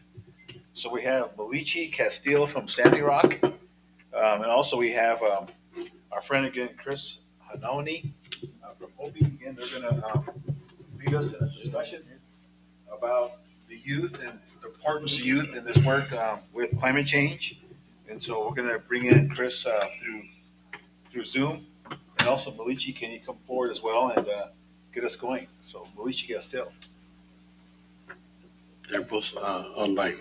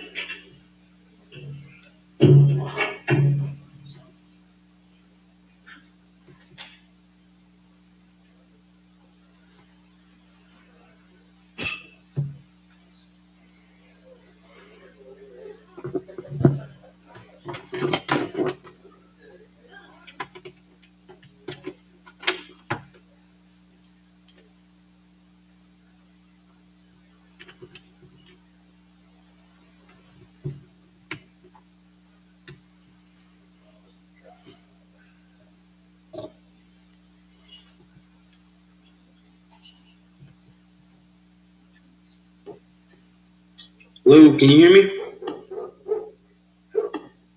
Yeah. Can you hear us? All right. I don't know if Malichi was able to get on. I don't see her. Make sure that she got the link. I don't see her. So you're on. If you want to take it from here, go ahead, Chris. Sure. Well, good afternoon, everyone.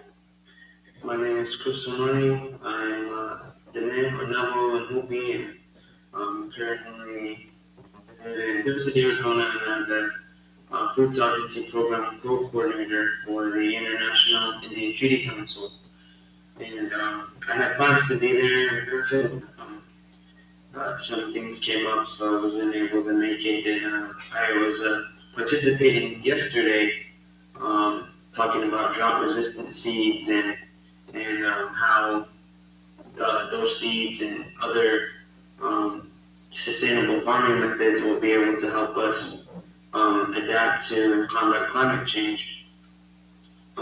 So what I wanted to kind of share on this topic today about visions and recommendations from our youth, I have been thinking a lot about that over the past year or so, really, even going back to my participation at the UN Climate Change Convention in Glasgow, Scotland, that was held last year, where I was able to participate in a annual youth roundtable discussion with other Indigenous youth from around the world.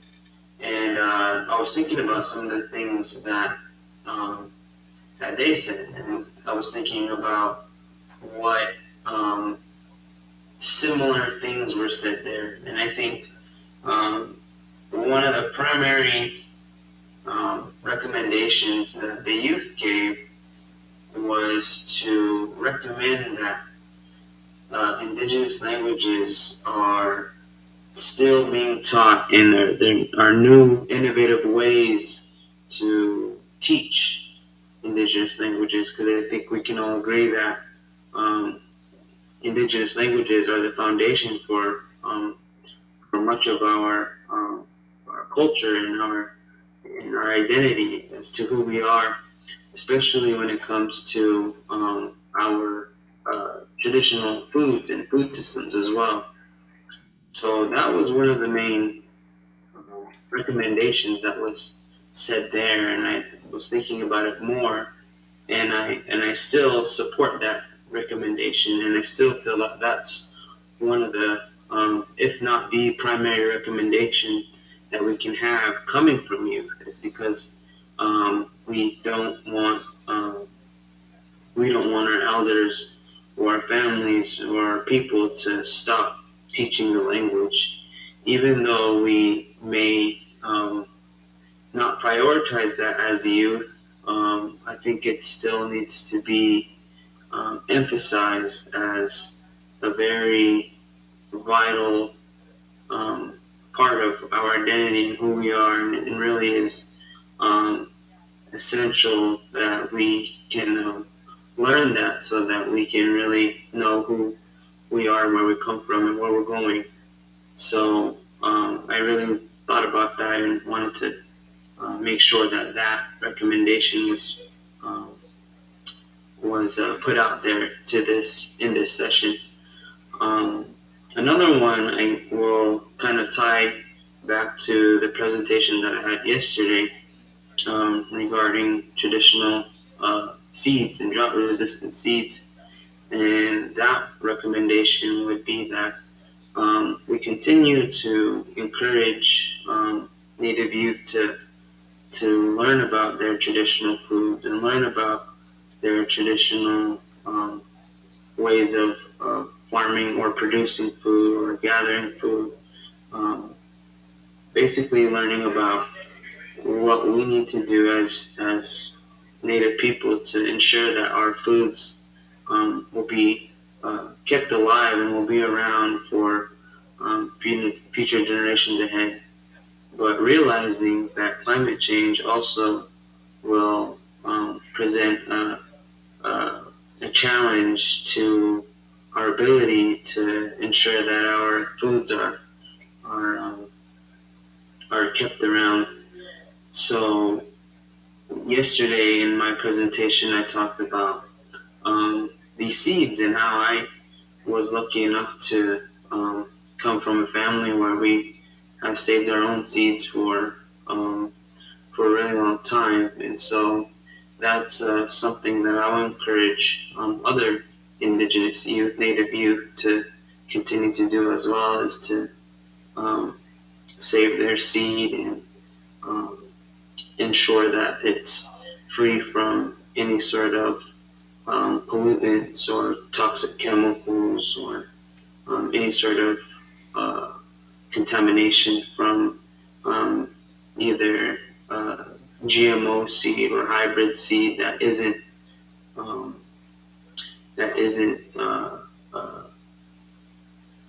original seed from our people. So we want to make sure that we keep our seed lines clean and pure as much as possible. And that also goes along with preserving them, making sure that we are able to preserve our seeds, our foods, and in appropriate ways, in ways that really will also teach us how we need to learn about preserving these things without using um, uh, fossil fuels or other resources that will deplete over time. And we want to make sure that we can do these things as much as possible. So really, my recommendation on that is that we need to continue to ensure that these things are not only being taught in schools and community programs, but also at home. I think that's where we're going to learn most from as Indigenous youth. If these things are present in the home, that's going to be very important for us. I would say another recommendation I would have to go along the lines of ensuring that our Native youth are given opportunities to attend um, conferences and meetings and trainings such as the one that we're having today. Um, I feel that in my own experience, attending these conferences, these meetings, especially the international ones that I've been fortunate to be a part of, um, has really helped me to develop my leadership ability, my speaking ability, my thinking, and also ensuring that I continue um, to learn about who I am and where I come from. Because um, when I'm in an environment like the one that we're having today, if I was there in person, I would feel very lucky to be able to be around people that I don't know and people that may have knowledge that I wouldn't be able to access in any other way.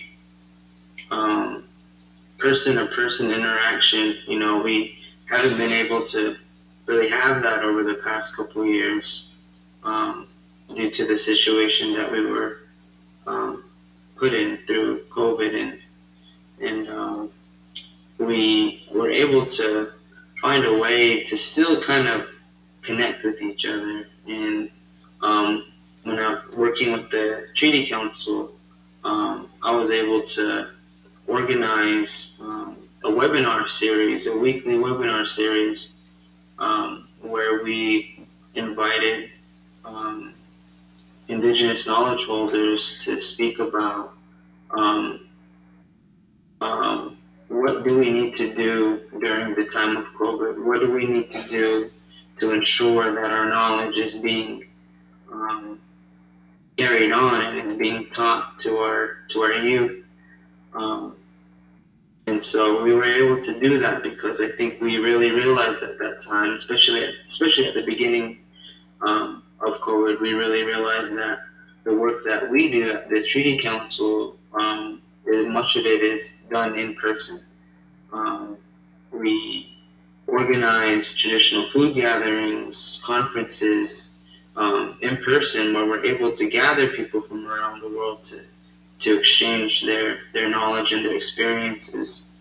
Um, and so we tried to create that same platform, but through Zoom. And so I really feel that we need to, continue to find ways to transfer this knowledge, no matter what circumstances we might be facing. We can always find a new way or innovate and create new methods of sharing knowledge.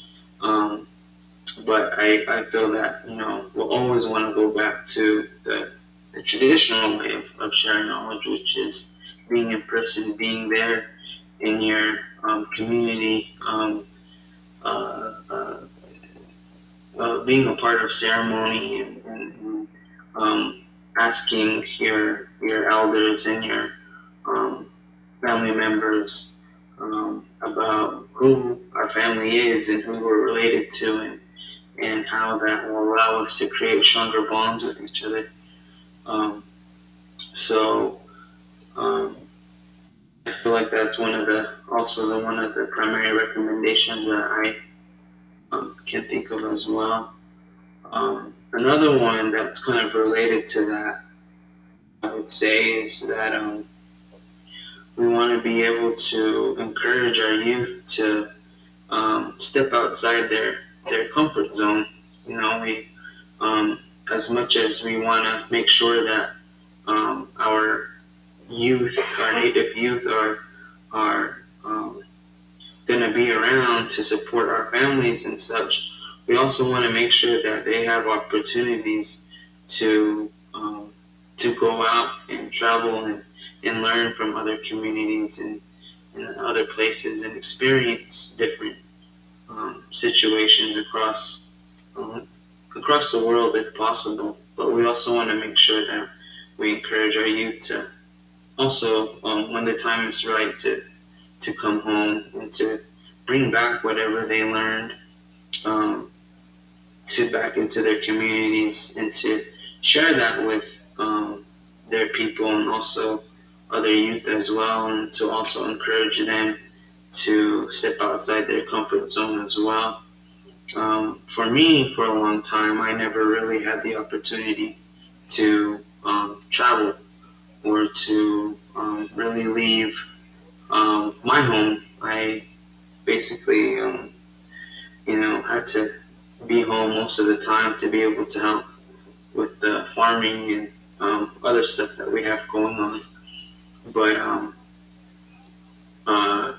after high school, going into college, I was then told by my family to be able to just go out and soak up as much knowledge as you can out there. Go out and experience new things and new people and new foods and languages, and take from that and learn from that and make sure that you're able to bring that back home, and to make sure that that we can teach each other that us as indigenous native people, that we're different in so many ways, but also we're very similar and alike in many other ways as well.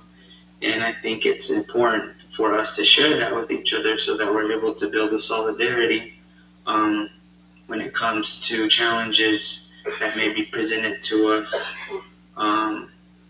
and that we're able to come together to help each other through these challenges. I think is very important, and that's one of the things that I learned also from my family growing up, especially when it came to farming, is that um, you know we try to help people without having to be asked to help them.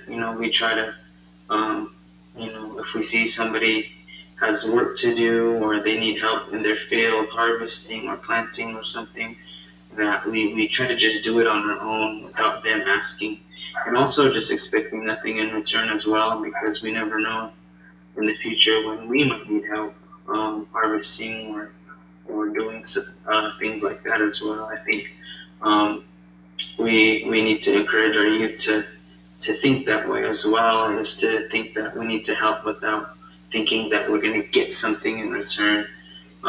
It's nice to get something in return, but that's not the point. I think the point is that we want to show each other that we'll be there for them when they're going through a challenging time or a tough situation.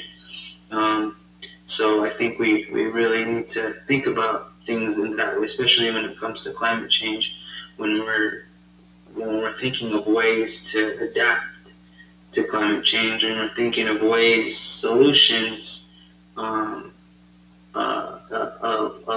ways of getting through this, and looking at this as a way to, change who we are for the better. One of the things that I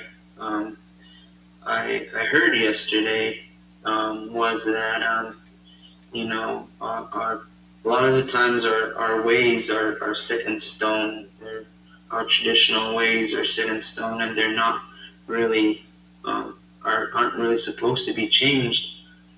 But really thinking about that more, we have to think about the situation that we're in now and the challenges that we're facing now. We're going to have to change. We're going to have to change some of those things. We're going to have to think differently about certain things. That doesn't mean that we are moving away from what we originally believed, but it's just a way of navigating around a certain challenge or through a certain challenge um, without giving up our identity or losing our identity of who we are as Native people. So I really feel that that's important that we are able to communicate that with our youth as well. Um, Other things that I would have would be to um, encourage Native youth to take on leadership roles as early as possible or as early as they feel comfortable with. Um, I feel that the earlier that you're able to learn how to be a leader, the the the more time you'll have to actually develop into being a very effective and strong leader. Because then, in the beginning of that process, you'll be able to make mistakes, and you'll be able to learn from those mistakes, and you'll have more time to learn from those things. So I think it's just really important that we make sure that we try to get our youth into these leadership roles as early as possible, so that they have that time to develop. Because it does take a lot of time to become a leader, and we're going to need leaders in the future because we know that there are more challenges down the road. We know that climate change isn't going to go anywhere anytime soon. Um, and we really need to be prepared for things that we know are coming. And I think it's just really critical that we ensure Native youth to take on these early leadership roles, and also just to tell them that it's okay to make mistakes.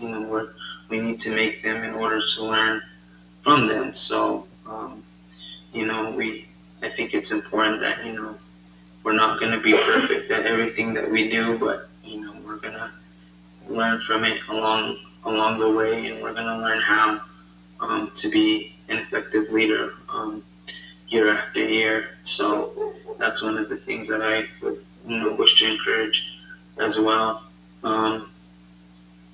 Also, intergenerational knowledge exchange is very important, and it's something that I think as youth that we need to make sure that we're doing all we can to try to learn from our elders as well. Um, you know, uh, Youth and elder knowledge exchange is very, very important, and I'm sure that that's something that is being done in a lot of Native communities, and we just need to make sure that we continue to do that we continue to encourage that exchange of knowledge between our youth and our elders. And there's many ways of doing that without having to lecture or to tell things to the youth directly. I think some of the more effective ways of learning for youth, I think, is to take them out and do things with them physically, like how I learned a lot through actual farming, through doing things with my hands. I think that's a very effective way of sharing knowledge and making sure that we learn through action. And I think a lot of a lot of youth these days are more able to learn through that way, through actually doing these things. And so I would just encourage that youth and elders maintain that connection, and that's not lost. And just if you have young people in your home or young people in your community, just try to find ways to create opportunities for them to be with their elders, to be with their older community members, just to do, even just everyday things like helping out around the house, or um, um, doing things such as that, so that they are able to build that basic level of respect for each other, and then that way they can build upon that, so that the youth are able to become more comfortable being around elders. Because I think that's one challenge that even I had recently, is just feeling like being around elders is sometimes a little intimidating, because it feels like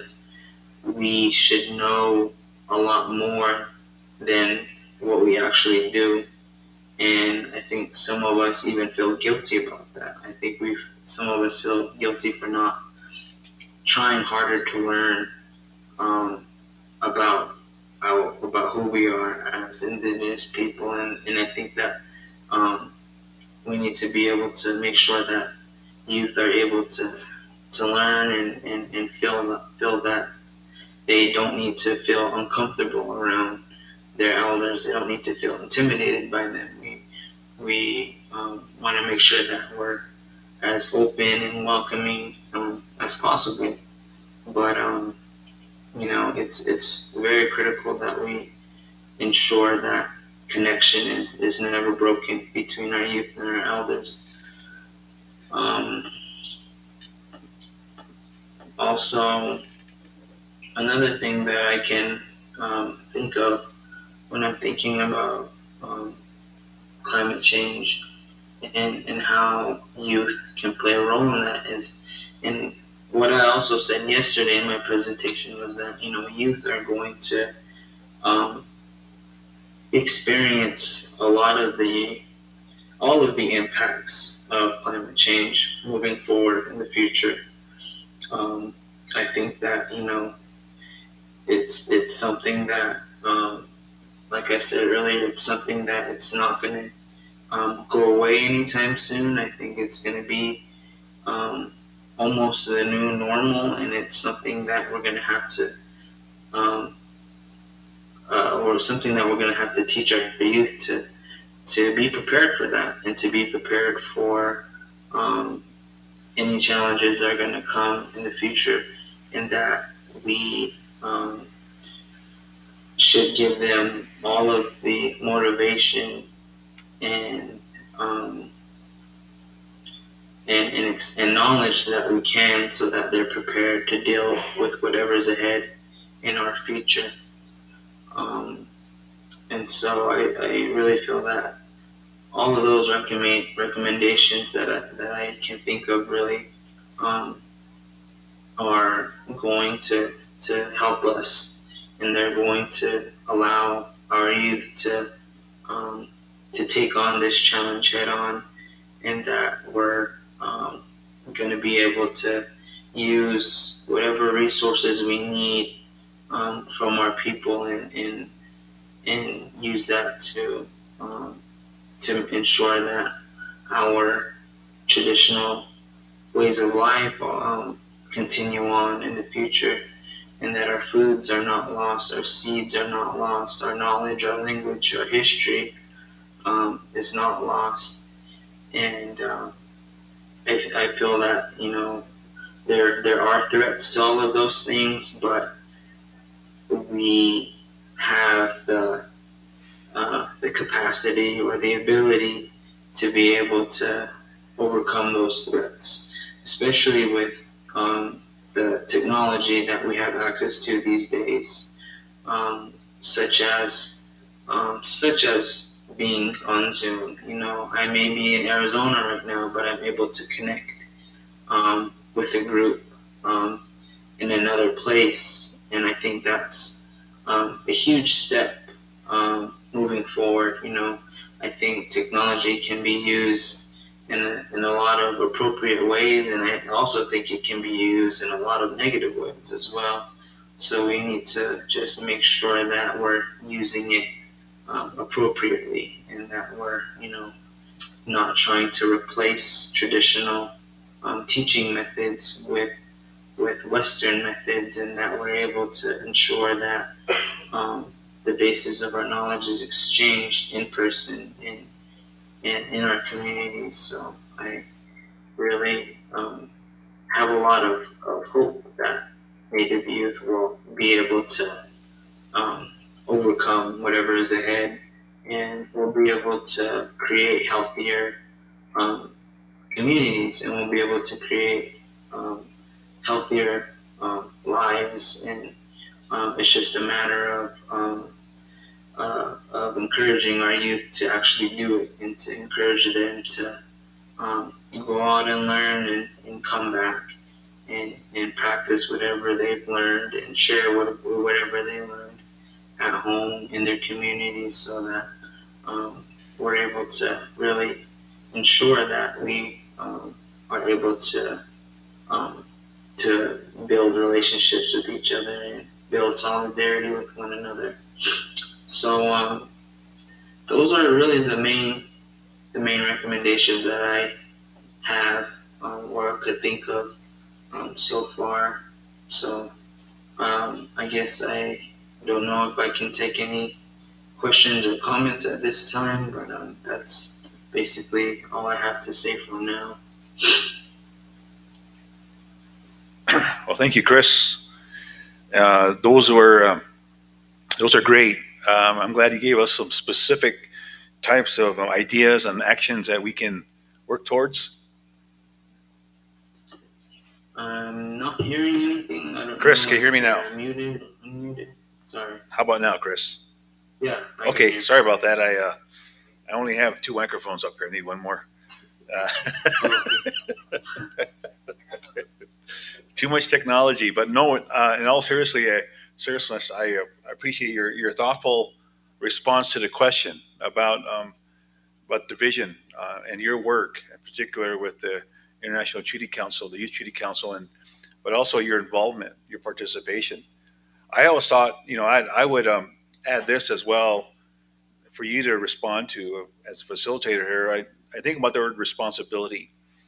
It seems to me when I listen to you talk about your ideas, and I listen to you talk about what you're doing now with the Treaty Council, and I know that, as I understand, the Hopi people have been doing and practicing their ceremonies and lifeways since time immemorial.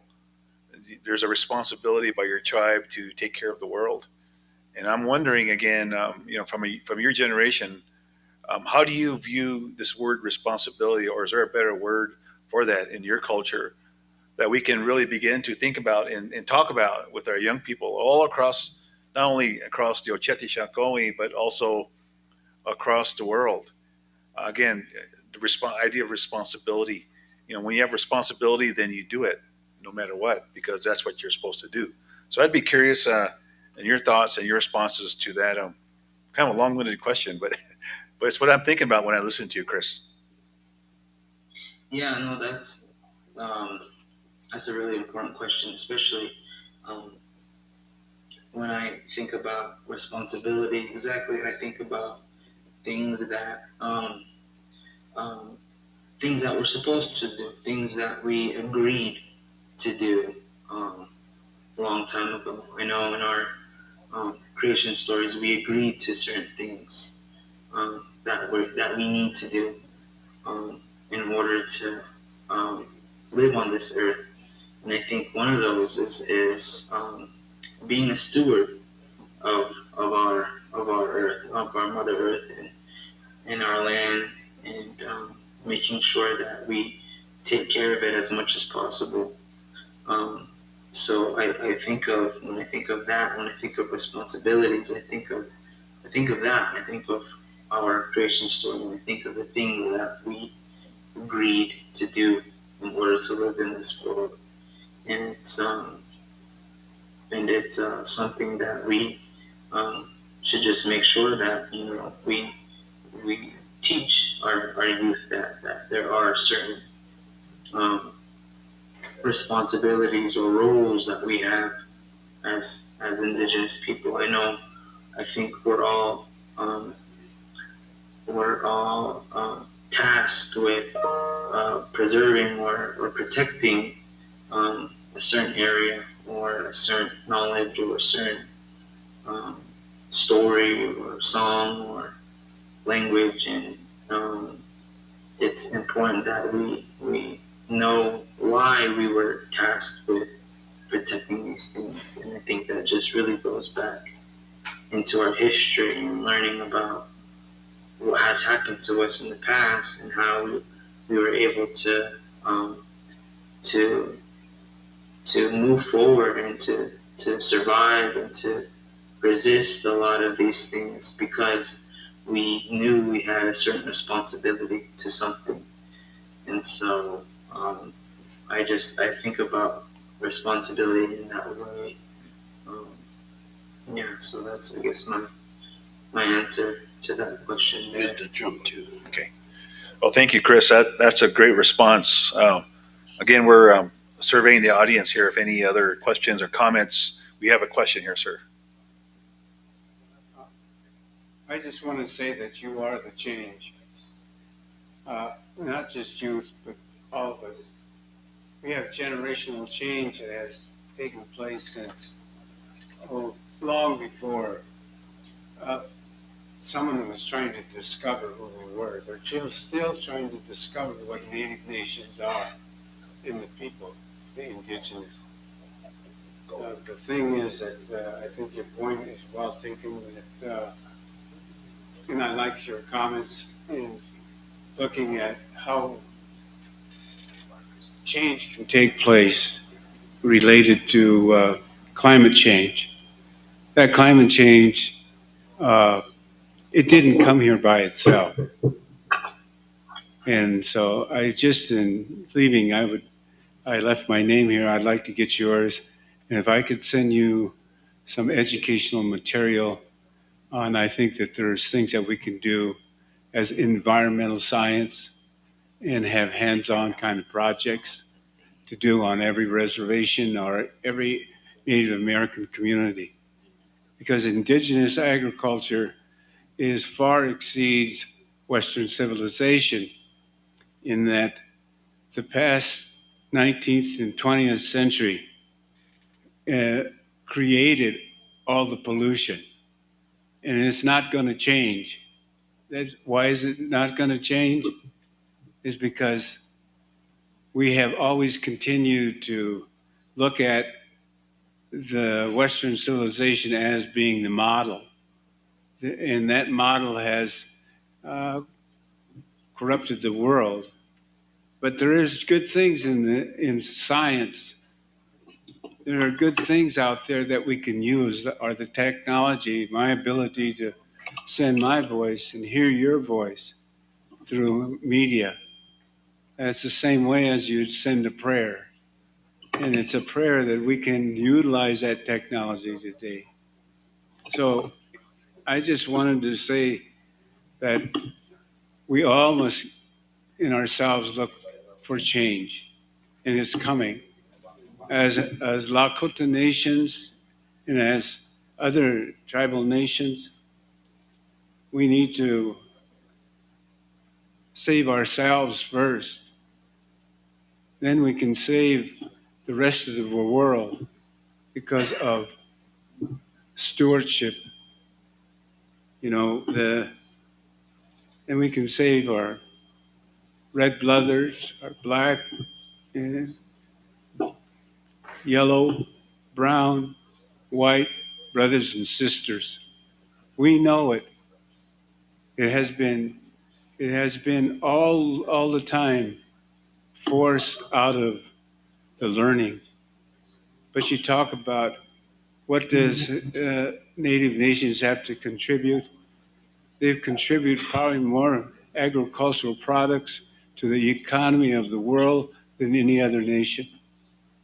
You know, I think that, and you think at, and we need to go back all and look at those things. You have great storage of knowledges in these communities, you know, related to or whatever physics, Native American physics, or Native American agriculture, or even in architecture. So I just want to thank you, and I have always worked with youth and adults in higher and elementary and secondary and in training programs. So I thank you, and I'll be glad if I get your email. I have it here, and I'll write it down, and I will text you, and I'll send you a copy of some programs that were developed to work with COVID and to work with training indigenous uh, as far as education,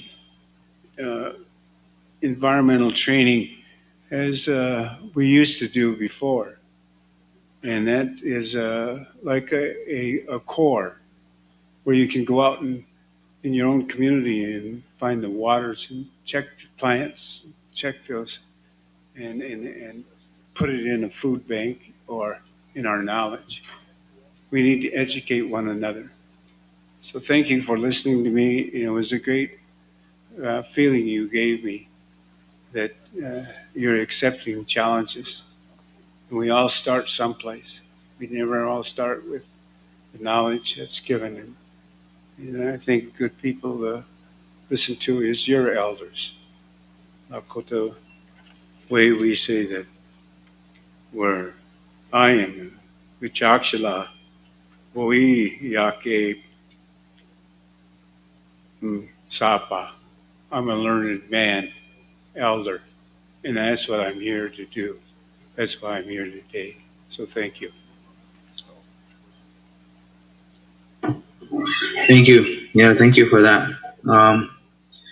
And yes, my contact info is up here on the screen. I don't know if everybody can see it, but my email is just chris@treatycouncil.org. That is my email. So anybody can send me an email or send me any information or resources or any materials that they feel is important to share with me. And I find myself in a lot of spaces with other youth as well, so I can share whatever I received today with those other youth as well. So thank you for all that. Kukwa. Thank you, Chris. We have one more question here or comment. Yeah, sorry I had to step out dealing with UN credentials for the climate change meeting. But I remember last year, Chris, I'm trying to not turn my back to you, but when you were selected to be one of the youth knowledge holders, there was another one from Canada, a young hunter and language teacher. In that panel, you talked about something nobody else talked about, and it really struck a chord.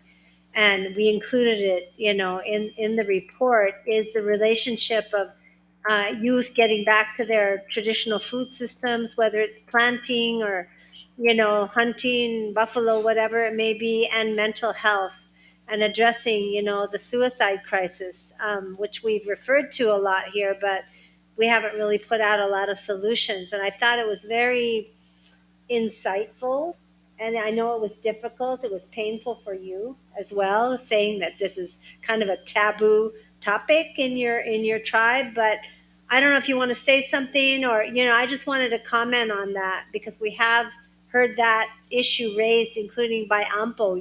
The high suicide rates on Pine Ridge, and how you talked about your own feelings about that and your own experience. And again, I think it was something people weren't really expecting in this UN meeting on climate change, even on a youth panel, but it was very impactful. I thought it really made an impression on people. So I don't know if you want to say, I know we just have a couple of minutes left, but if you want to say something about that, I thought it was important contribution. Yeah, and yeah, that's probably something that I should have talked about too earlier, but I'm glad I had the opportunity to talk about that now.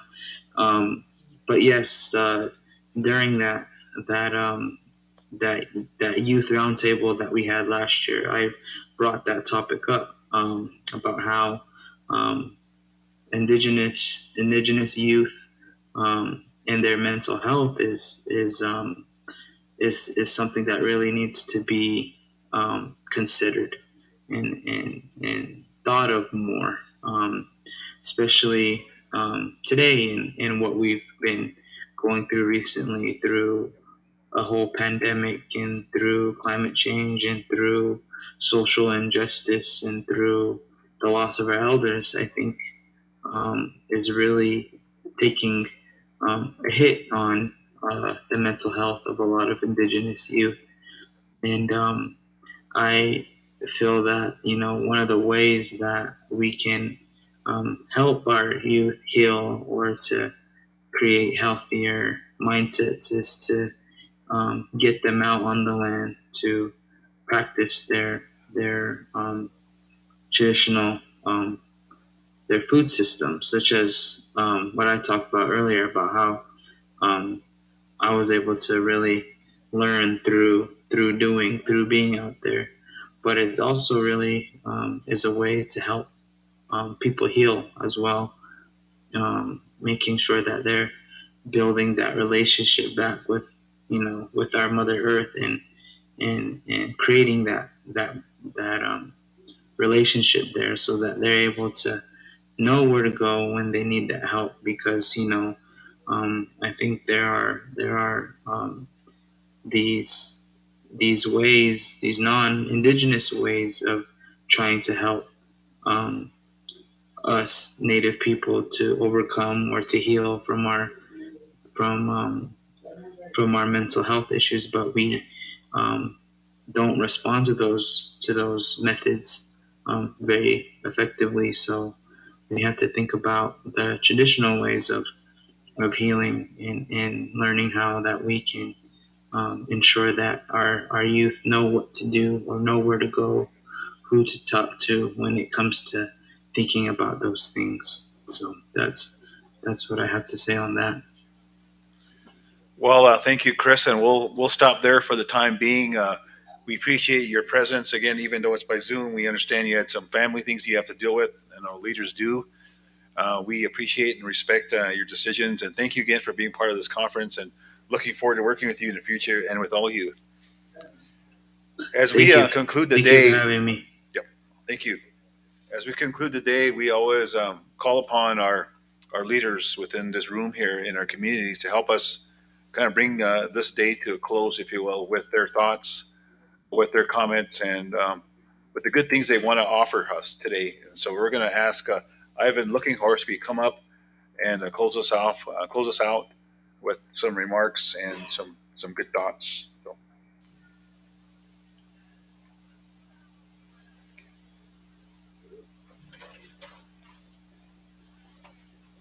Atkoka you are chante was den pe choose up below. The ogla kapna wiukchum. It hachan kilena is an achmuk to heters. Reahionish. Wiukta tokade kia hena, let us amnich of chance. The han ogla kap chance, you have a stick. As there are, I guess, kick top sledge.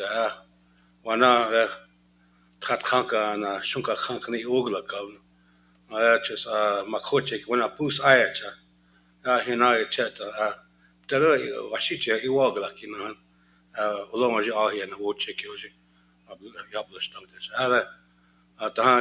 Namach will put a chicha below. I hope like to address you in English so that we can understand one another.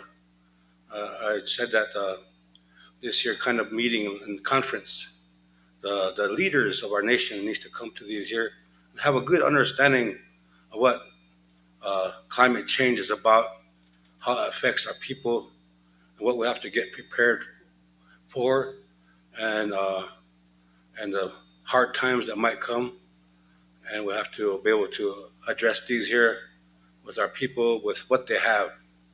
We have a way of life, a spiritual way of life, and a connection to the grandmother Earth and the universe. And Crow Dog always used to say that if you go come learn from the Lakota Nation, you're in the university of the universe, he says. So anyway, that's kind of what we learn here in our sacred ways, our ceremonial ways, and we use animals to connect with that spiritual world. And today they talked about the buffalo, of how its existence was very necessary for our environment here and the health of our people.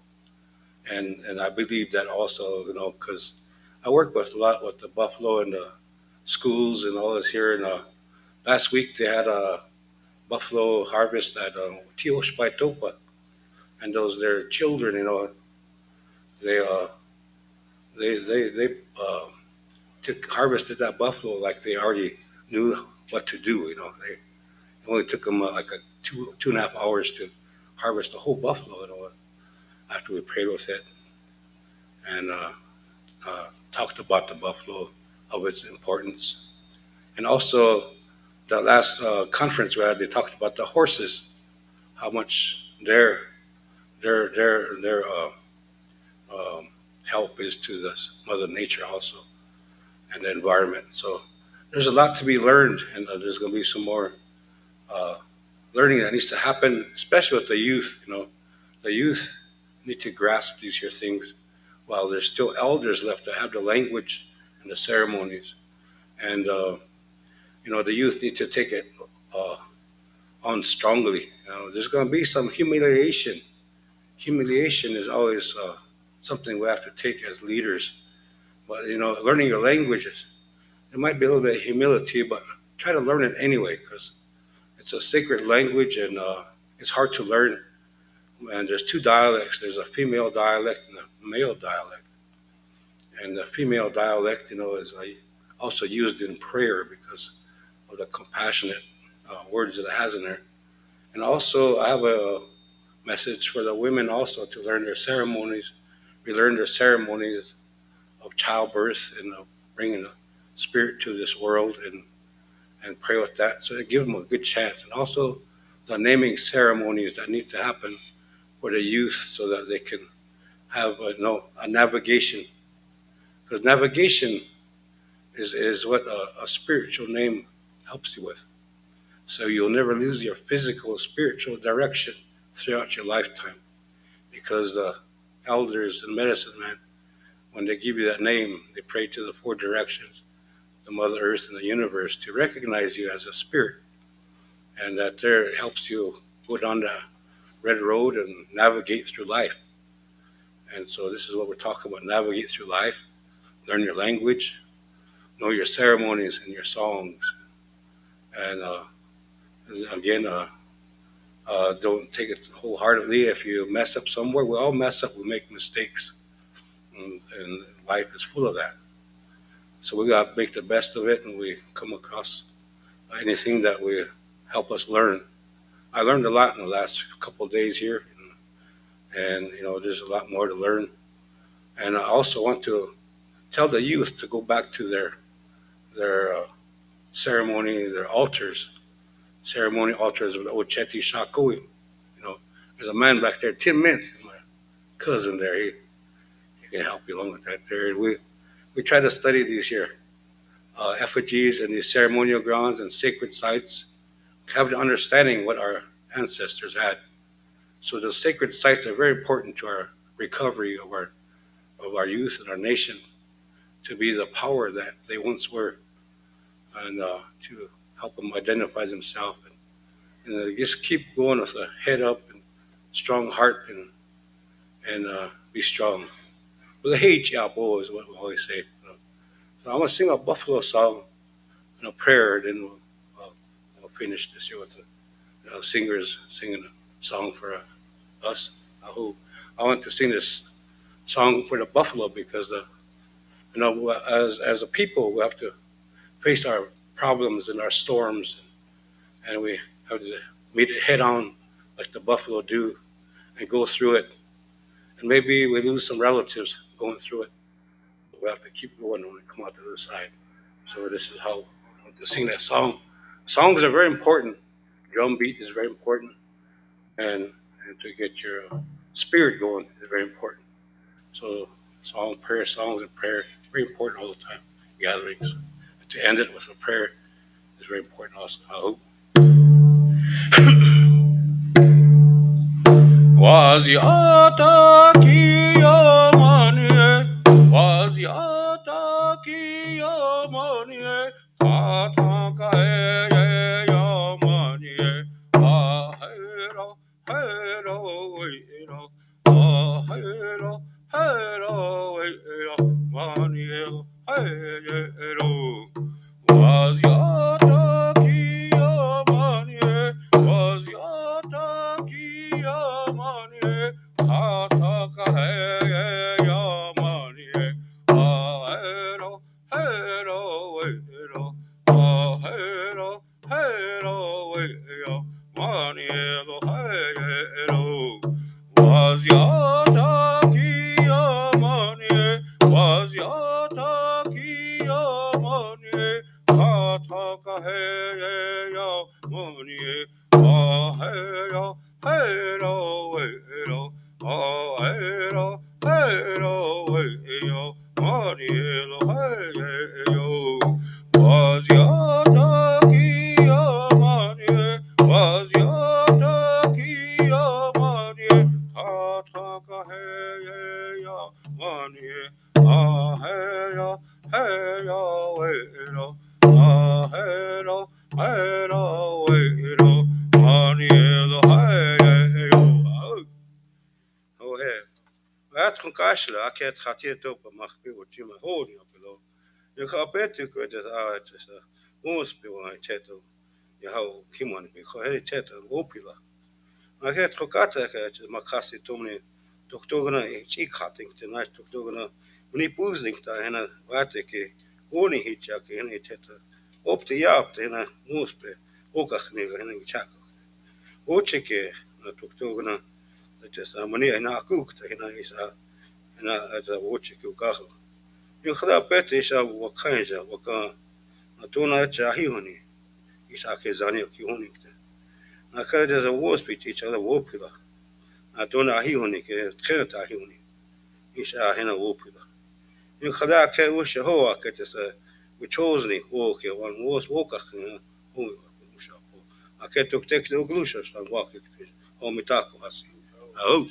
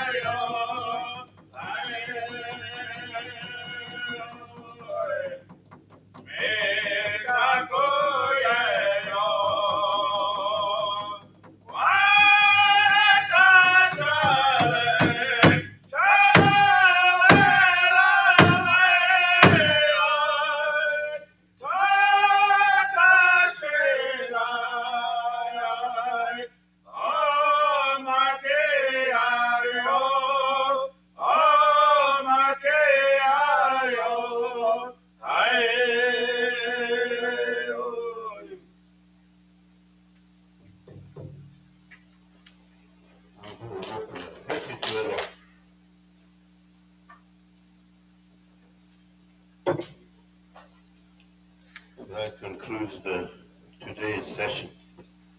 We hope to see you back tomorrow, 8 o'clock, 8:30 sharp.